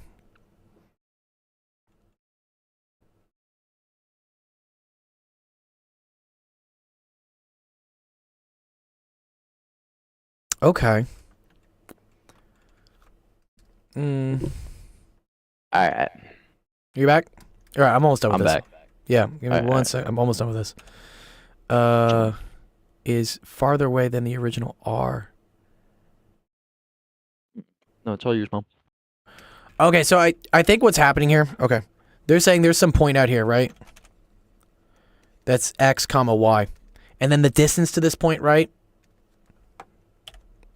Is always going to be this. This is always going to be the square root of x squared plus y squared, right? That's always the distance.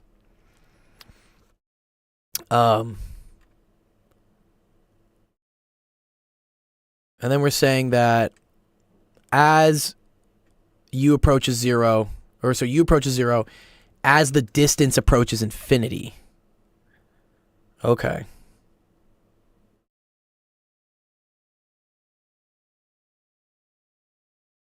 Uh-huh.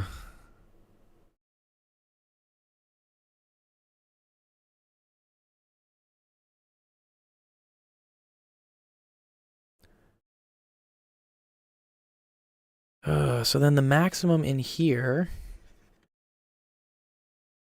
always has to be less than the maximum on the boundary. I'm seeing something like, because if you're on this, then your distance is always just equal to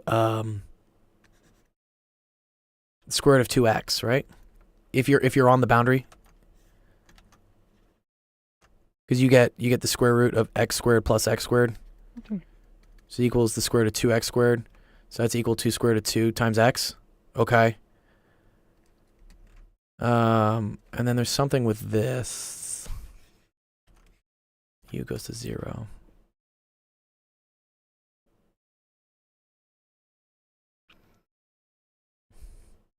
I'm seeing it. I kind of see it. Yeah.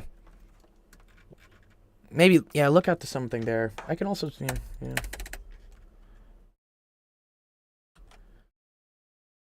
Let's see. One sec.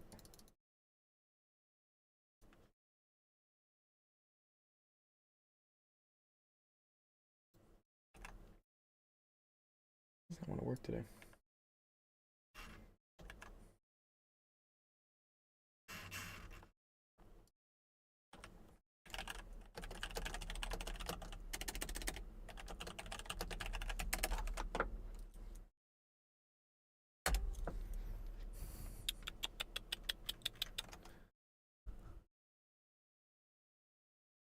I want to see. Yeah, I'm just checking one thing for you real quick.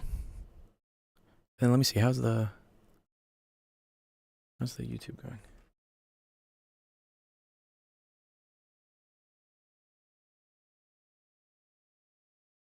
Yeah, perfect. Yeah. Okay, cool. Okay, let me see. Okay.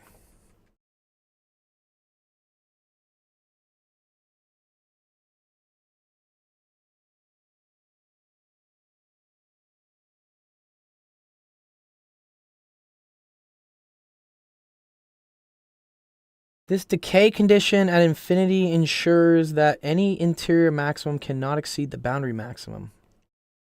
Why?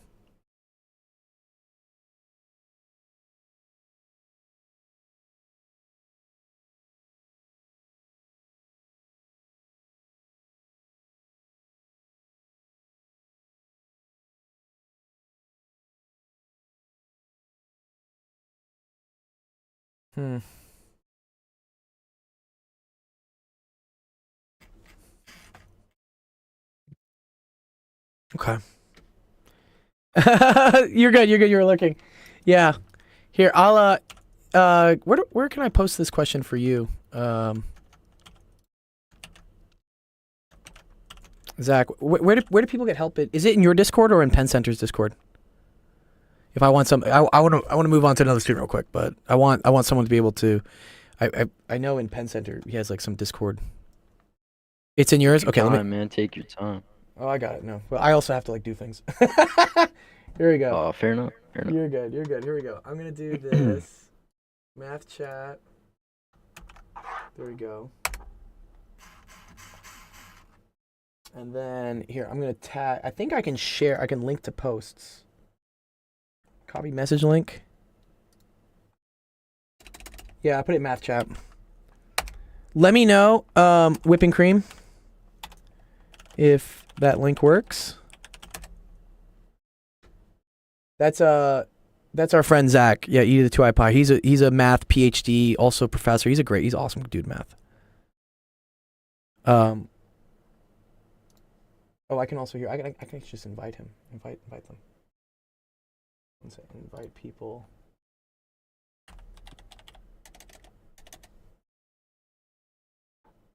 There you go. And then yeah, there's the link to his Discord. So yeah, check that out. But yeah, I'm glad I was able to at least answer the first part of the question. That was really fun. The link isn't great. Does the Discord work? Does that Discord link work? Not the channel's one, but at least joining his server. Yeah. Yeah, Twitch is sometimes weird with me posting links. They should make this easier, shouldn't they, Zach? They should make it easier for us to like be like, hey, go find it. It's in this Discord. Yeah. My Nightbot just keeps like sending stuff. But okay. we did problem 2. Problem 3 was this one down here. So I did problem 2 for her, or him, or sorry, whatever, by considering this function u is equal to y minus x squared, and then just showing that. Oh, problem 2 is this. This is problem 2. Yeah. So it's this omega, which is bounded by y equals x and y equals minus x.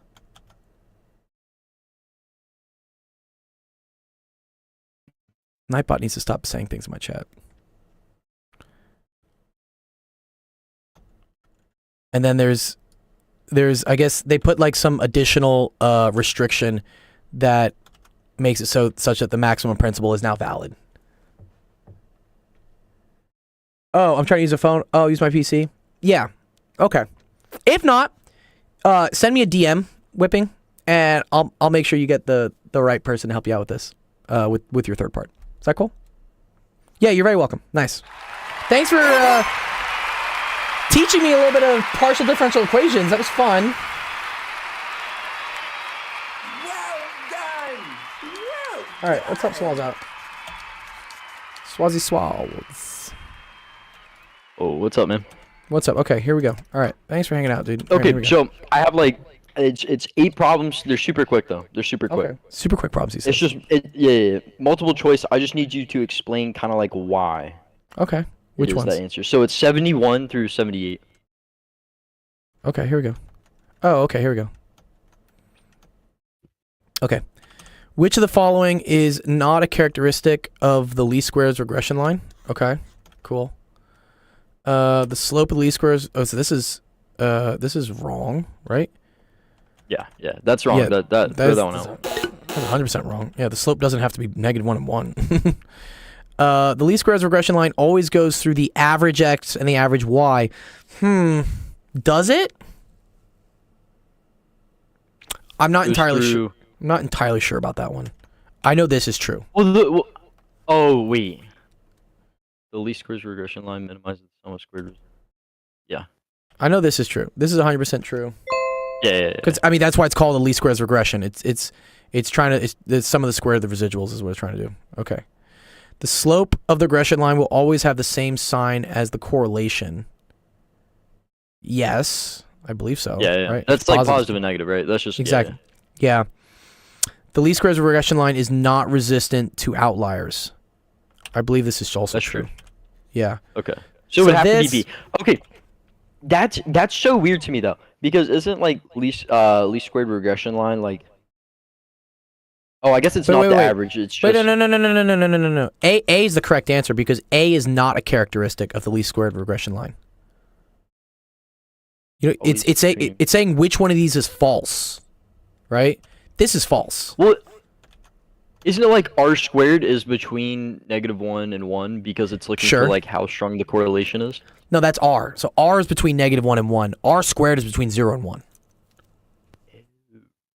Yeah. That's the correlation, and then I think it's called like the correlation coefficient, or is it called Pearson's coefficient? What is it called? Okay, yeah, that's kind of one of the things I was like stuck up on, like just thinking about that. I have the answer key, but at the same time, I just want to get like a reason behind it. Was the answer A? The answer should have been A for 71. Yeah, the answer's A. The answer's A. Yeah, the answer's A. Yeah, it's because of this. This is talking about the slope. This is not talking about R. Okay. And then I guess this makes sense. This is probably like some characteristic. I just didn't remember. Yeah. I mean, X bar, Y bar, that's the average X and the average Y value is what it is.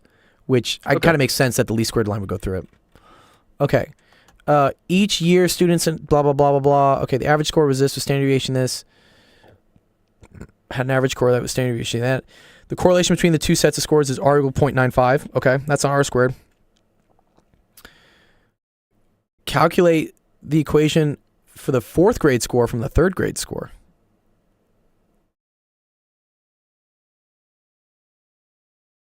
What? So I don't. How do you calculate R? See, when I see you calculate R in statistics, it's just done for us. I think it's the predictive value. So it's like y hat's the predictive value. You know that, right? Yeah, I know Y has a predicted value. Yeah, no, I got you. No, I know what this is. Yeah, okay. This is saying average, but this is saying the average and the standard deviation. the average and the standard deviation, and then this is like what the intercept is. So this is like the base score, and then this is like how much the score goes up with x. Yeah. That's the slope, right? Yes. Wait. What is this graphing? Oh, predicting the 4th grade score from the 3rd grade. Okay, so sorry. So y hat is the predicted 4th grade. Okay. X is the given 3rd grade. Okay. Does that make sense? Like we're predicting y hat what the 4th grade score is based off X what the 3rd grade score is. Okay. Okay. And this is just giving us an average and a standard deviation, an average and a standard deviation.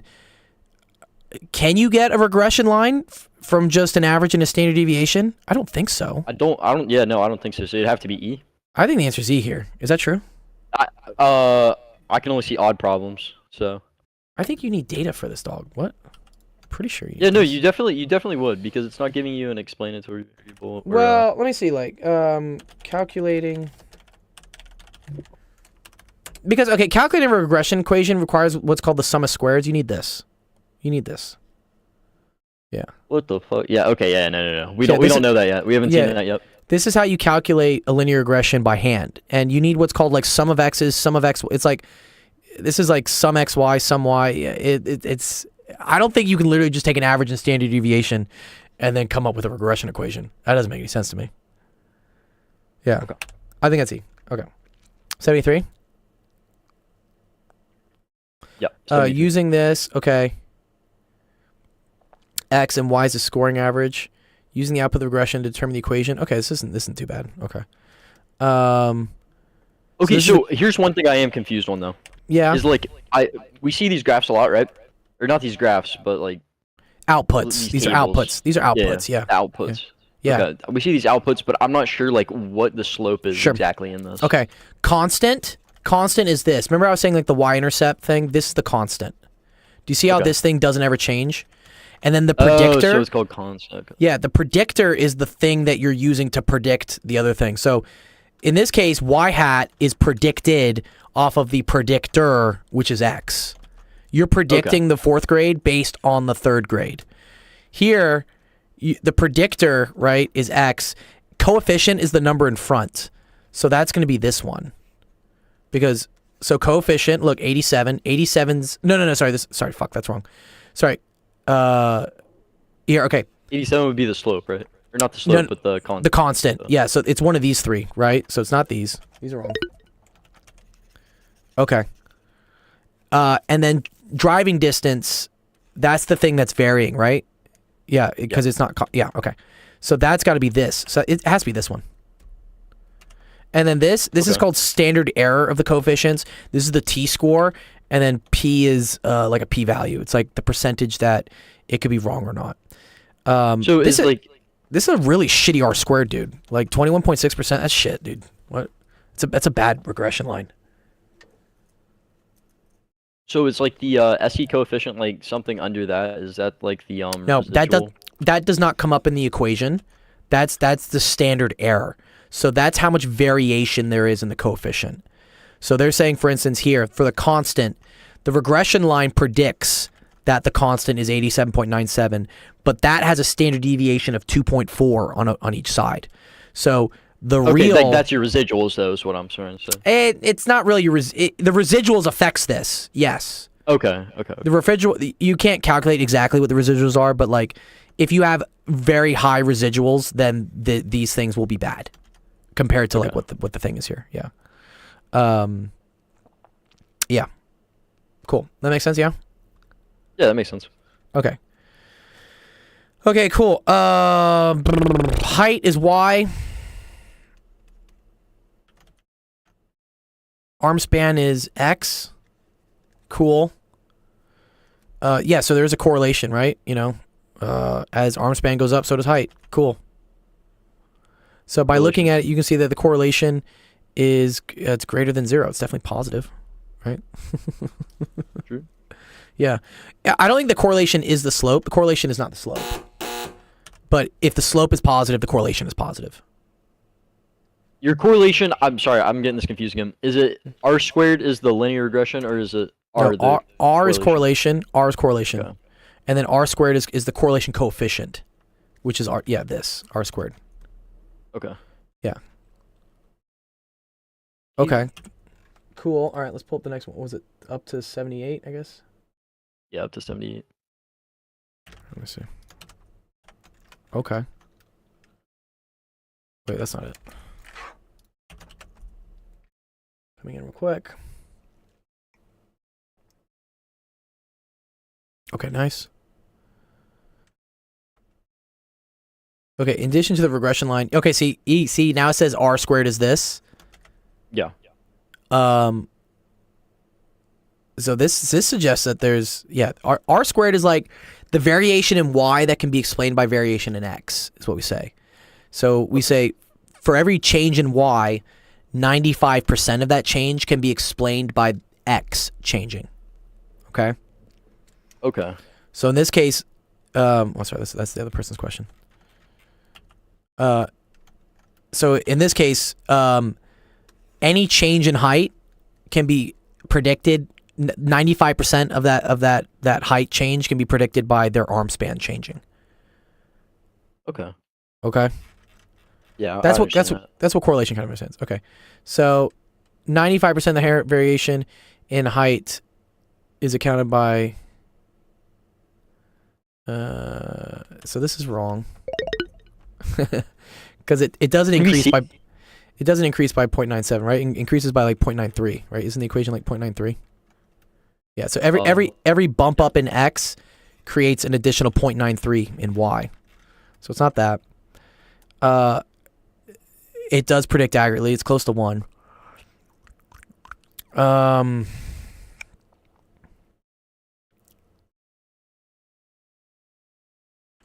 think it's D. Wait, 95%. The height measurements. It's not this. It's not E for sure. I remember. I think it's the change in y is described by a change in x. Yeah, I'm looking at it now, and it's saying that D's the answer. It is D. Okay, then, yeah, but on that note, why wouldn't it be C then? This is why I don't like stats sometimes, because it's you'll get to like null hypothesis, and you can't say like we accept the null hypothesis. You have to say we fail to reject. It's like I'm not accepting you. I'm just failing to reject you. It's like, okay, bro. Because yes, in plain English, these things sound like the same thing, right? 95% of the height and arm span relationship is accounted for by the regression line. But it's how R squared is calculated. It's only the variation in the height is accounted for the variation in the x. It's different than height and arm span being related. Even though I know it sounds the same, right? Because you're saying like, well, wait, the change in the height and the change in the arm, isn't that the same thing as the relationship between the height and the arm? I think the key thing is here variation. The key thing here is variation. That's what like triggered me right away, because I know it's the change in height. Because it's not the height directly. It's not the absolute of the height. It's the change in the height. Okay, so because look, here's the issue, right? Height is predicted by a constant plus some slope thing, right? So arm span does not affect height on this number, right? Okay, because that's the baseline.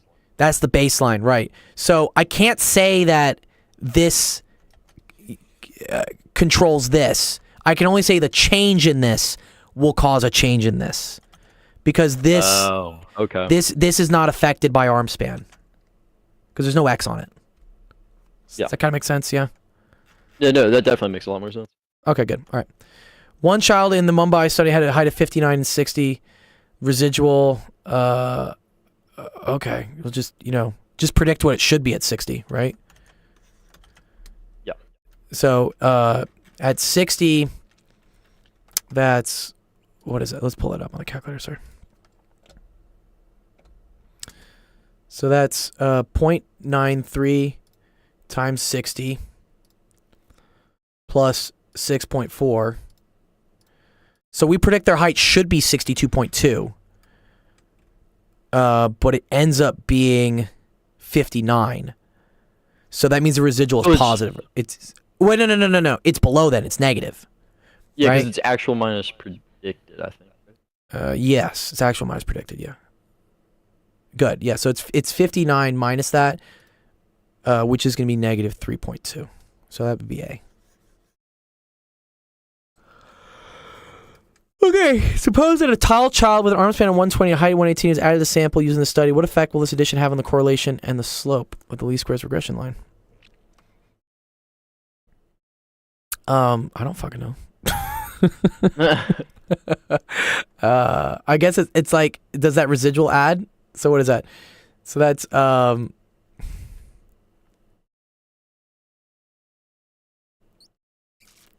okay, so that's 120 times 0.93.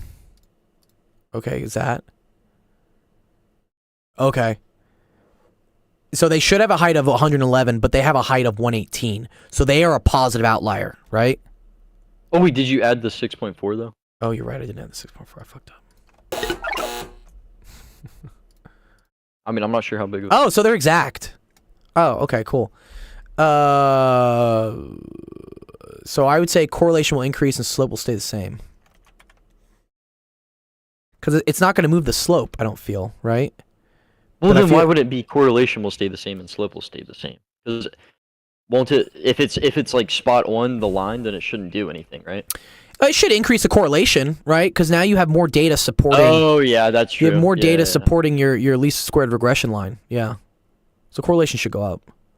Okay. So you got like more positive affirmation. We're converted to centimeters by dividing each measurement by 100. How does change r squared and s? It shouldn't really do anything. R squared should stay the same. And I don't know what s is. What is s? S is like the standard deviation of like the predicted. This? Or it's like there's, yeah. I think that's gonna go down. Because now your sum of squares of residuals should be lower. Because the residuals are measured in are measured in this. Do you see how I have minus 3.2 centimeters, right? Yeah. That's my residual. If I put this into millimeters, now this is negative 32 as my residual. Right? True. So if S, okay, so what is S on a least squares regression line? Standard error. So it's the average distance that they fall from the regression line. Does it have units? No, I don't think it has units, right? Because if correlation doesn't have units. Oh, okay. S is would- calculated using the formula for standard deviation, but applied to the residuals.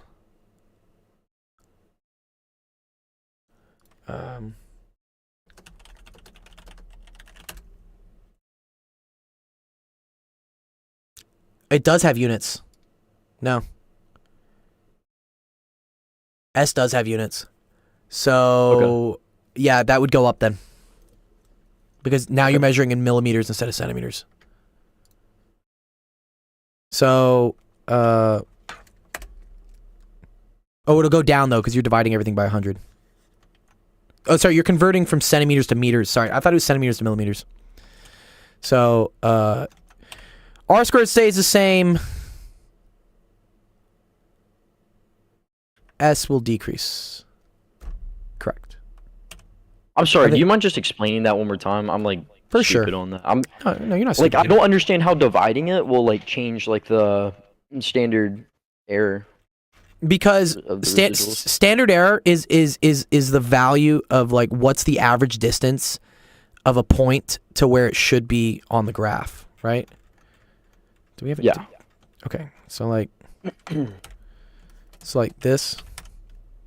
So let's say this is our let's say this is our line, and let's say this is our point, right? This is R, right? This is the residual. Yeah. Okay. If I change the scale on this, right? So let's say instead of going for like 10 to 20, it's now going from 1 to 2. Now my residual is measured as being 1, not 10. Oh, so you're literally reducing it by how many it's like. Yeah, you're just because that's what they said.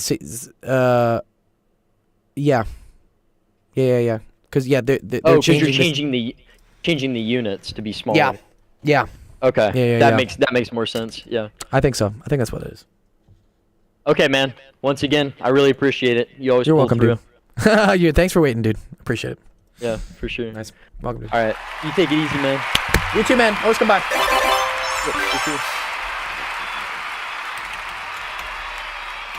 Well done! Well done! Swallows. All right, let's see. Taco Cat, you still here, Taco? Thanks for waiting, man, if you're still here. I have to help some kid apply to college right now.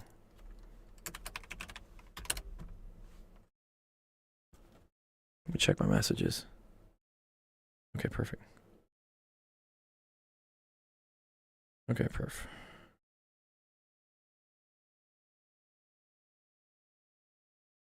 Dun.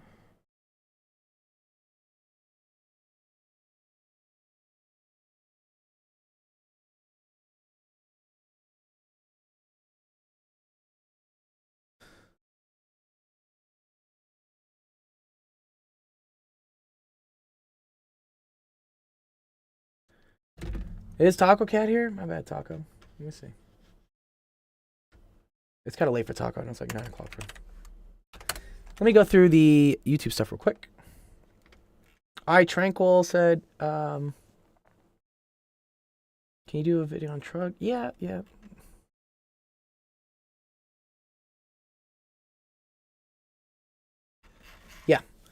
This was our first time getting a lot of traction on YouTube. Pretty cool. Someone said we were on the front page. I think that's pretty dope. I'll work better to be able to handle those questions simultaneously. I really want to like funnel people into Discord so that you can post screenshots so I can go through them. What's up, Don? Rating me the partner of 12. Thanks, Don. Don, we were actually doing a kind of a tricky question here. Do you know a lot about partial differential equations, Don? This was the question I got asked. I was able to answer the first part of the question. Yeah, wasn't he? Yeah. Don, I have to ask. Yeah, how do you monitor your YouTube questions? I have so many coming in. Like, yeah, and I was just like, oh man, go to my Discord, please. Just like post the screenshot of your question in Discord. I can't follow a chat. It's too much on the chat. You barely learning me a degree. It's all good. Yeah. Someone was asking this question. I was able to find to answer their first part, which I was really happy about. But then, where's it going away? The second part, I couldn't really do it. Maybe Fembox. You know about PDEs? Anyways. Yeah. I was actually just wrapping up. But, yeah, dude, yeah, I thought this was crazy, dude. I had a lot of, once, if I go to my YouTube live, maybe it'll show it. Say YouTube. Where do we go? Go live. Maybe it'll show it. Yeah, it's all good. No, I appreciate the raid. Raid's always great. Yeah, look at this, bro. Like I've never seen this many views on YouTube. I had 128. Oh, this is pretty cool. I like the real-time data they show. This is cool how it spikes and stuff. Yeah. Please use a keyframe. What's this thing? Which causes? Okay, whatever. They have so many settings on this. The audio's current bitrate 0 is lower than the recommended bitrate. Oh no! I hope people can hear my. The audio's current bit. Okay, no, I can hear my audio. Okay. Yeah, YouTube for me is super volatile. Some days it pops off, and other days it's nearly dead. Yeah, it's usually dead for me. That's why I tended to give up on streaming on YouTube. But I don't know if you do this, Don, and just as maybe a recommendation, if you want to get more views on YouTube, YouTube Shorts does really well for me. So these, for instance, I've got 300 subscribers in the last 28 days. Just because if I look at the content, let me see. Analytics. Yeah. These little short videos I post, like, you know, how to do this, blah, blah, blah. They even if, I mean, this stuff was posted in 2021 and it still got 6,000 views this month. So, I don't know. Yeah, try to make some math ones. It's a little bit of a pain in the ass because you have to keep things under 60 seconds. So I have to basically do like part 1, part 2, part 3. And it kind of helps because, dude, for instance, like part 3, dude, I look at this. This is hilarious, dude. If I go to my shorts here, right? Part 3 of how to graph polynomials in factored form got 8,000 views, whereas like part 2 only got 900, and part 1 got 1,400. So like, maybe you kind of like triple your chances, I guess, of going viral, because, but to me it's annoying from a teaching aspect because having a part 1, a part 2, and part 3, people have to keep referencing back to like which one it was. Yeah. So I don't know. Just a little food for thought. I was talking earlier about how like I'm not sure I believe in the future of Twitch with how their financials are working out and whatnot. I know YouTube will last forever. Google will never let YouTube die, but I'm seeing some hesitancy from Amazon now that, I don't know, we're in like probably year 3 or 4 and Twitch is still not profitable. So I'll keep streaming on Twitch. It's where I started, but I'm starting to place more importance on diversifying out the channel so that if Twitch ever goes down, we at least have ways for people to find us on other social media networks and live streaming platforms. I'm just not going to start going on Kick or Rumble. That's a little bit too much. Maybe once we start doing the hot tub streams or something. Okay. Anyways, all right. Let's see. I have to go help someone apply to college. They're submitting their college apps today. Congrats to that person. So let's see. Let's go rate somebody. Yeah, but it might not go away. I think Twitter has never been profitable. Yeah. I guess Twitter. Wait, really? Has Twitter ever been profitable? That's a good question. Oh, there you are, Taco Cat. Oh, Taco. Has only made profit in 2 of the 8 years. Okay. But I guess it's such a household brand that it'll never go away. Taco Cat, you want to do your question real quick before I have to go teach someone, but I'll help you out. I know you've been patient. It's okay. Yeah, let's do it. Let's do your question. That way, some of the raiders here with Dawn can see what we do. It looks like we're doing electricity. Okay, I like this. Cool. All right. This is physics. So it says 240 joules of electrical engine energy flows into a certain light bulb every second, and some energy is transformed into light while some waste thermal energy is also generated. If 200 joules of thermal energy is generated each second, what is the efficiency of this bulb? Oh, okay, cool. Very cool. Pay good attention to what energy values you've been given before you start plugging them into the efficiency formula. What is your efficiency formula? I'm gonna guess what it is. I think efficiency is usually equal to usable power divided by input power.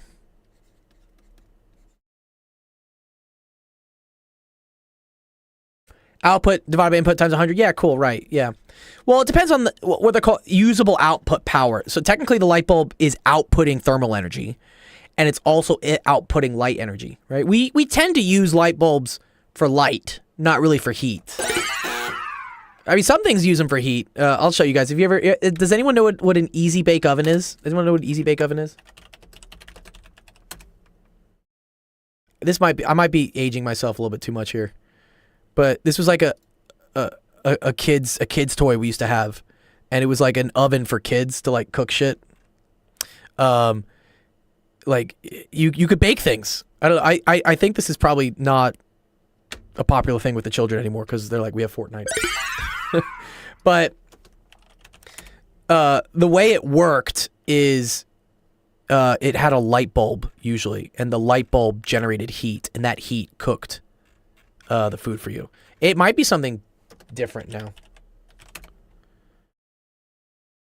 But yeah, it was a light bulb is what it usually was. It was some sort of light bulb because they didn't want to like actually give you, I think, like a heating coil or something because that would burn down the house. You remember seeing the commercials, Don? Yeah, cool, man. Yeah, so you can use light bulbs for heat. You really shouldn't. They're much more efficient ways to heat things. But anyways, okay. So input power in this case is 240 joules. It's actually interesting. This is an energy. But then they say joules every second. Joules per second is the same thing as watts. And this is equal to power, is what we say. Okay? So when they say 240 joules every second, that's really 240 watts. So you have 240 watts of input. And it's actually cool. This goes back to what the original question... someone very early on the stream asked about this, which was also a light bulb. So they were also asking about energy of a light bulb, but they were talking about photons, which are the specific particles of light that transmit heat. So, and energy basically. Yeah. So that's cool. So it's cool how like your question relates to what a college level question that was done earlier today. So anyways, yes, 240 watts of input, and it says 200 joules per second. So we can say 200 watts of heat, which means that there's how many watts of light? So if we have 240 watts coming in, right? Say this is the light bulb.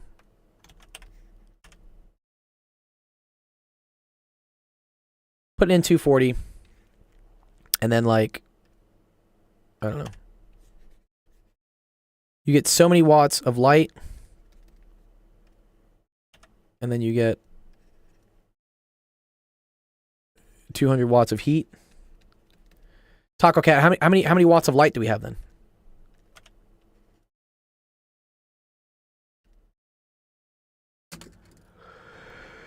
See if he's got it.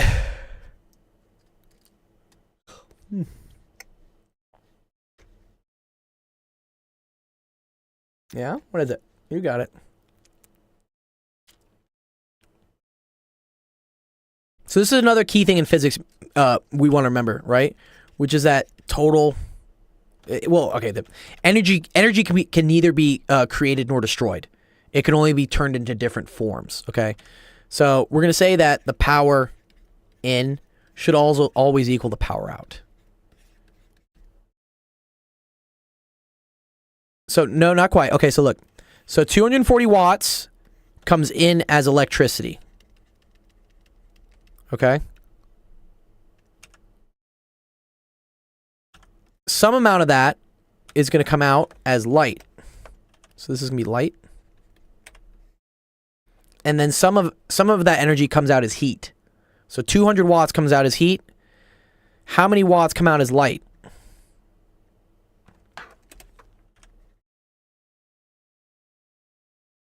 And know that the total amount of power coming in has to equal the total amount of power that's coming out.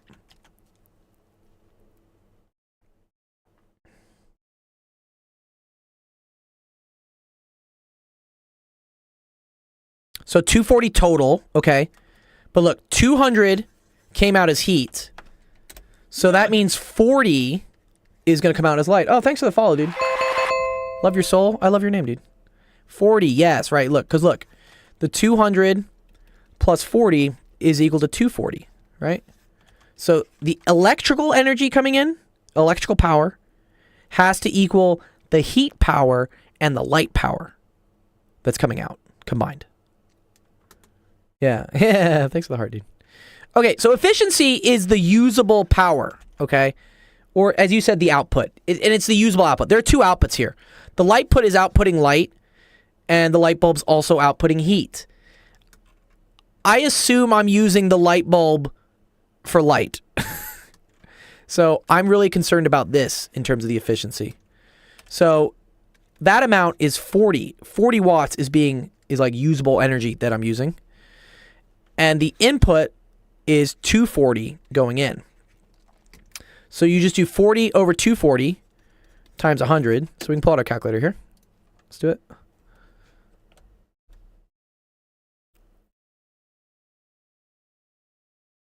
So 40 over 240 is equal to that times 100. So you're going to get 16.7% efficiency, which is a terrible light bulb. Efficient. Why aren't we losing the 200? Good. Okay. Because the 200 is heat. You ever noticed? Well, it's kind of hard these days, right? Because with you know, the LED bulbs and the CFLs, you don't really notice heat coming off of lights anymore. Because LEDs are much more efficient at taking electrical energy and just outputting light. Light bulbs work by taking a filament, which is like a little thin piece of wire, running a lot of electricity through it, and the resistance in that wire causes it to glow because it's getting hot. And so that glowing energy is light. But also there's heat energy that's being released from the resistance that's inside the filament. Yeah. So we're not using 200. Yeah, 200 is lost is what we say. So here's what you have. You have 240 in, and then you have 200 lost plus 40 light. So lost to heat, but we say 40 used for light. And so this, when we're talking about efficiency, Taco Cat, we want to know what's like the usable output, which is this. It's just kind of like a weird question, because your teacher should have said, what is the efficiency of this bulb as a source of light?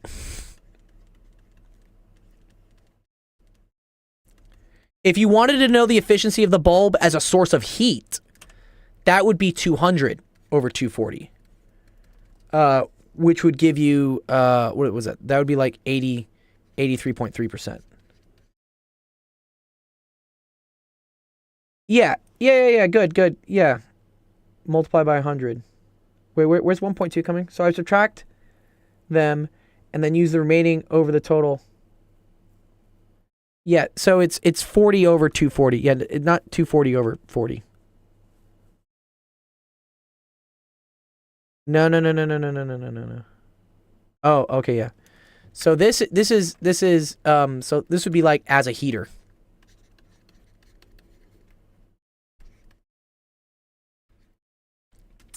And this would be as a source of light. Okay. Why isn't it 240 over 200? Because it's always output over input. Okay. You're not outputting 240. Wow, Pen Center. Oh, wow. Oh, yeah. Nice. Almost a whole year, Pen. Wow, it has almost been a whole year. Pen, I was doing, what was I doing today? I was doing some partial differential equations today. I learned about this. I learned about unbounded domains. And what was it called? The maximum principle? Yeah. This was a question. I was able to solve the first part. This part I got absolutely confused on. So I told him to go find you. Oh, you have no idea what it is either? Uh-oh. Okay. I think Zach knows. I sent them to Zach as well, because I think Zach knows about partial differential equations. I was talking to Don. Don doesn't know it. You don't know PDEs? Yeah, I don't really know PDEs either. I know DEs. Yeah. Okay, does that make sense, Taco Cat, right? Yeah. Yeah, DEs I can do. Yeah, I'm Diffie Q, cool. PDEs, I was like, no, don't want it. No.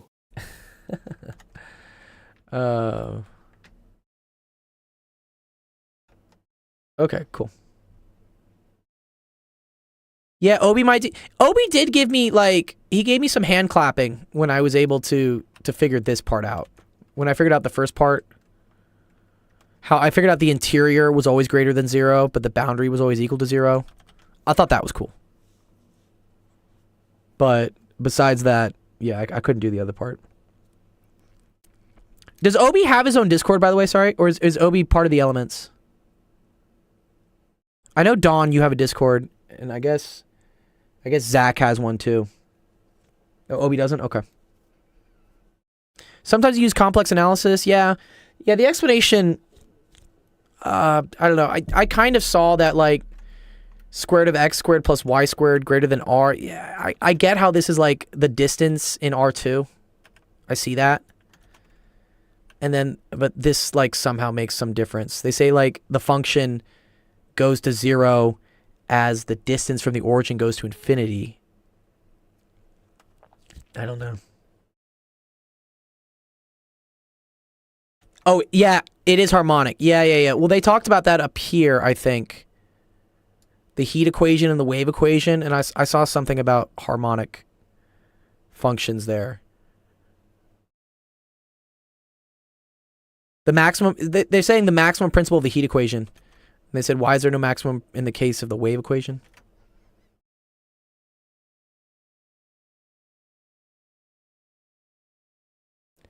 Yeah, maybe. Okay. Yeah.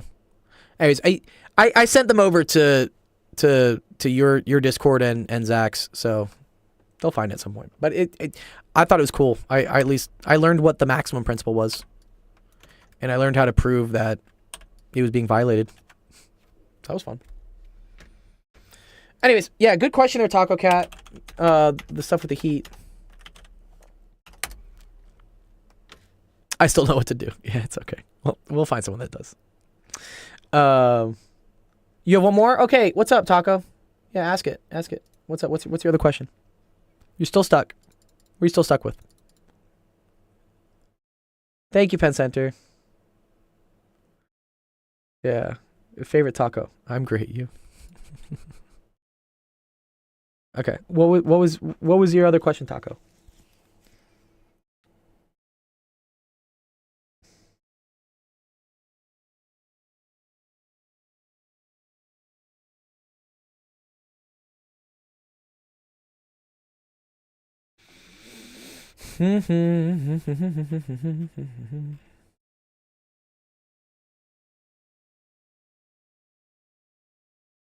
Put the waiting music on.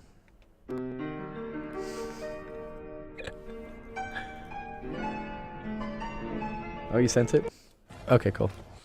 Okay, cool. All right, he says he sent it. Ooh, I like this. Okay.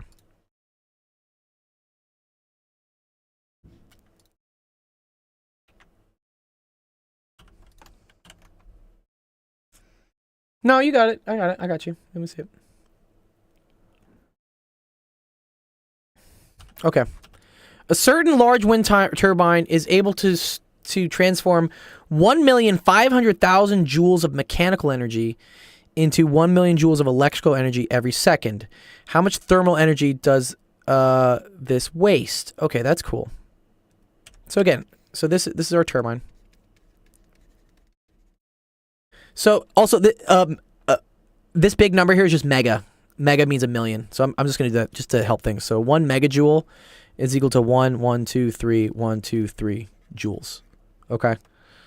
So as the input, right? So this is like wind.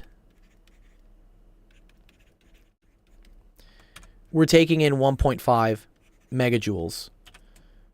And then for the output,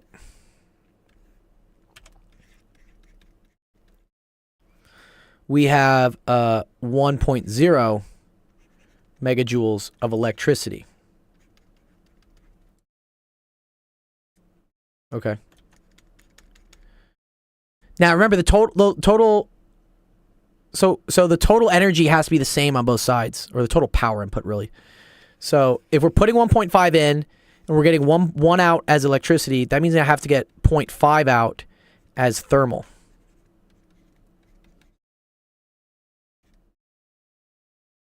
Dude, yeah. You drink enough coffee, you can, Penn Center.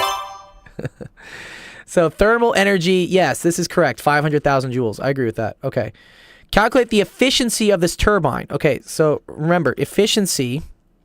So again, this is waste. This is usable. Okay? So, efficiency,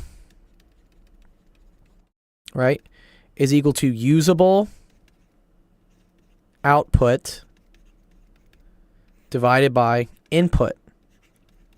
The usable output here is 1. The input is 1.5. So it's 1 over 1.5, which is equal to 0.67. So that's going to be 67%. Or here, I can show you how it works.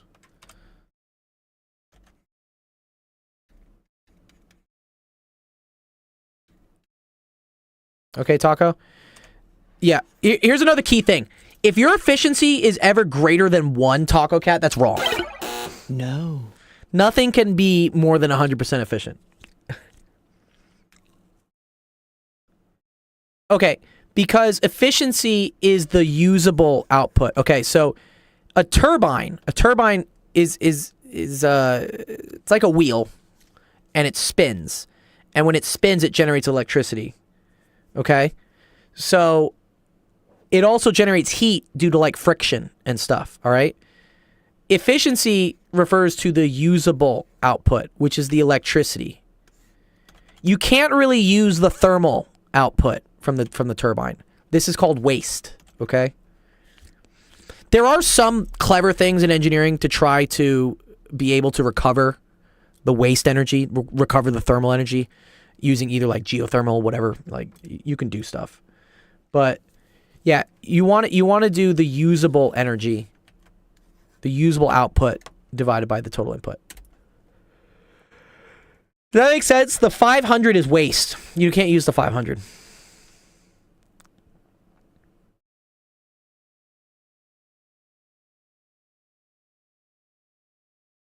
Mm-hmm.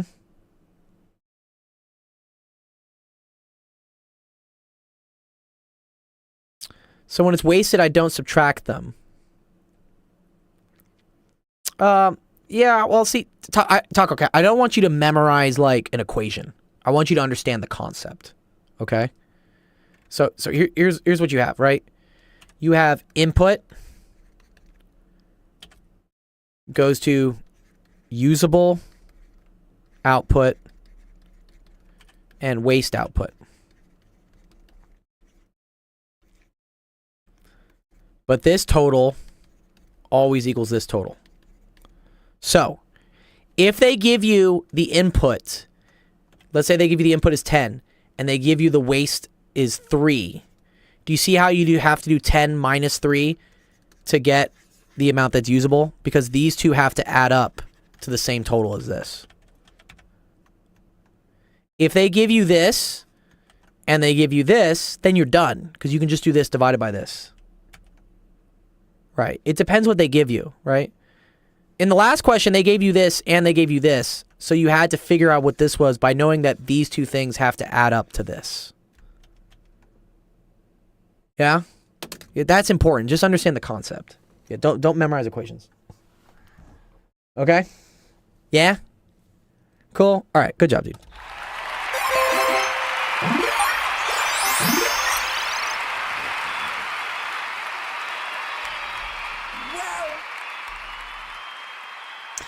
Nice. Okay, awesome. All right, cool. All right, let me end off the stream. Thank you, everyone, for coming out to office hours. Nice.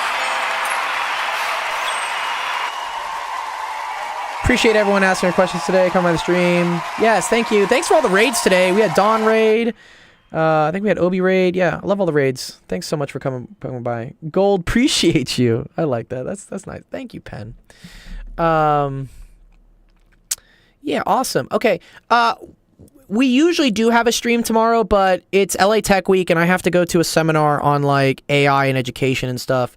Go rub some shoulders with some VC and I don't know angel investors and stuff. So no stream tomorrow, but we will resume streams again next Monday, starting at that'll be 3 p.m. Pacific, 5 p.m. Central. So Penn Center has a stream actually on Wednesday, so I invite you to go check that out. And I'm glad, Penn Center, that we now have this calendar. This calendar is so cool. So, so yes. So usually, my stream. Well, let's go back. So usually our stream would be an hour later at this time from 5 till 7. But I'm going to be out at conferences. So go check out Penn Center's stream here, which will be at 1 o'clock Pacific on his Twitch. and you'll be doing some calc and physics. Cool, awesome. So yeah, shout out to Penn Center. Go follow him on Twitch. He's an awesome guy, great friend of ours. And you can go learn about physics, math, 4 p.m. Eastern. Yes. And he'll probably answer some questions too. If you got some homework questions, I'm sure you'll take a minute to go through. But yeah, all right. With that being said, let's go raid somebody. Who are we gonna go raid? Let's go raid someone. Who are we gonna raid? Who am I following? Oh, Zach. Hell yeah. Let's go hi, Zach. Yeah. So actually, if you wanna go learn some more math, go say hi to our buddy Zach. We love Zach. Zach is on. Yes. So awesome. Yes. Great. All right. Have a wonderful rest of your Tuesday, wonderful wrestling week. And we will see you guys on Monday. Peace.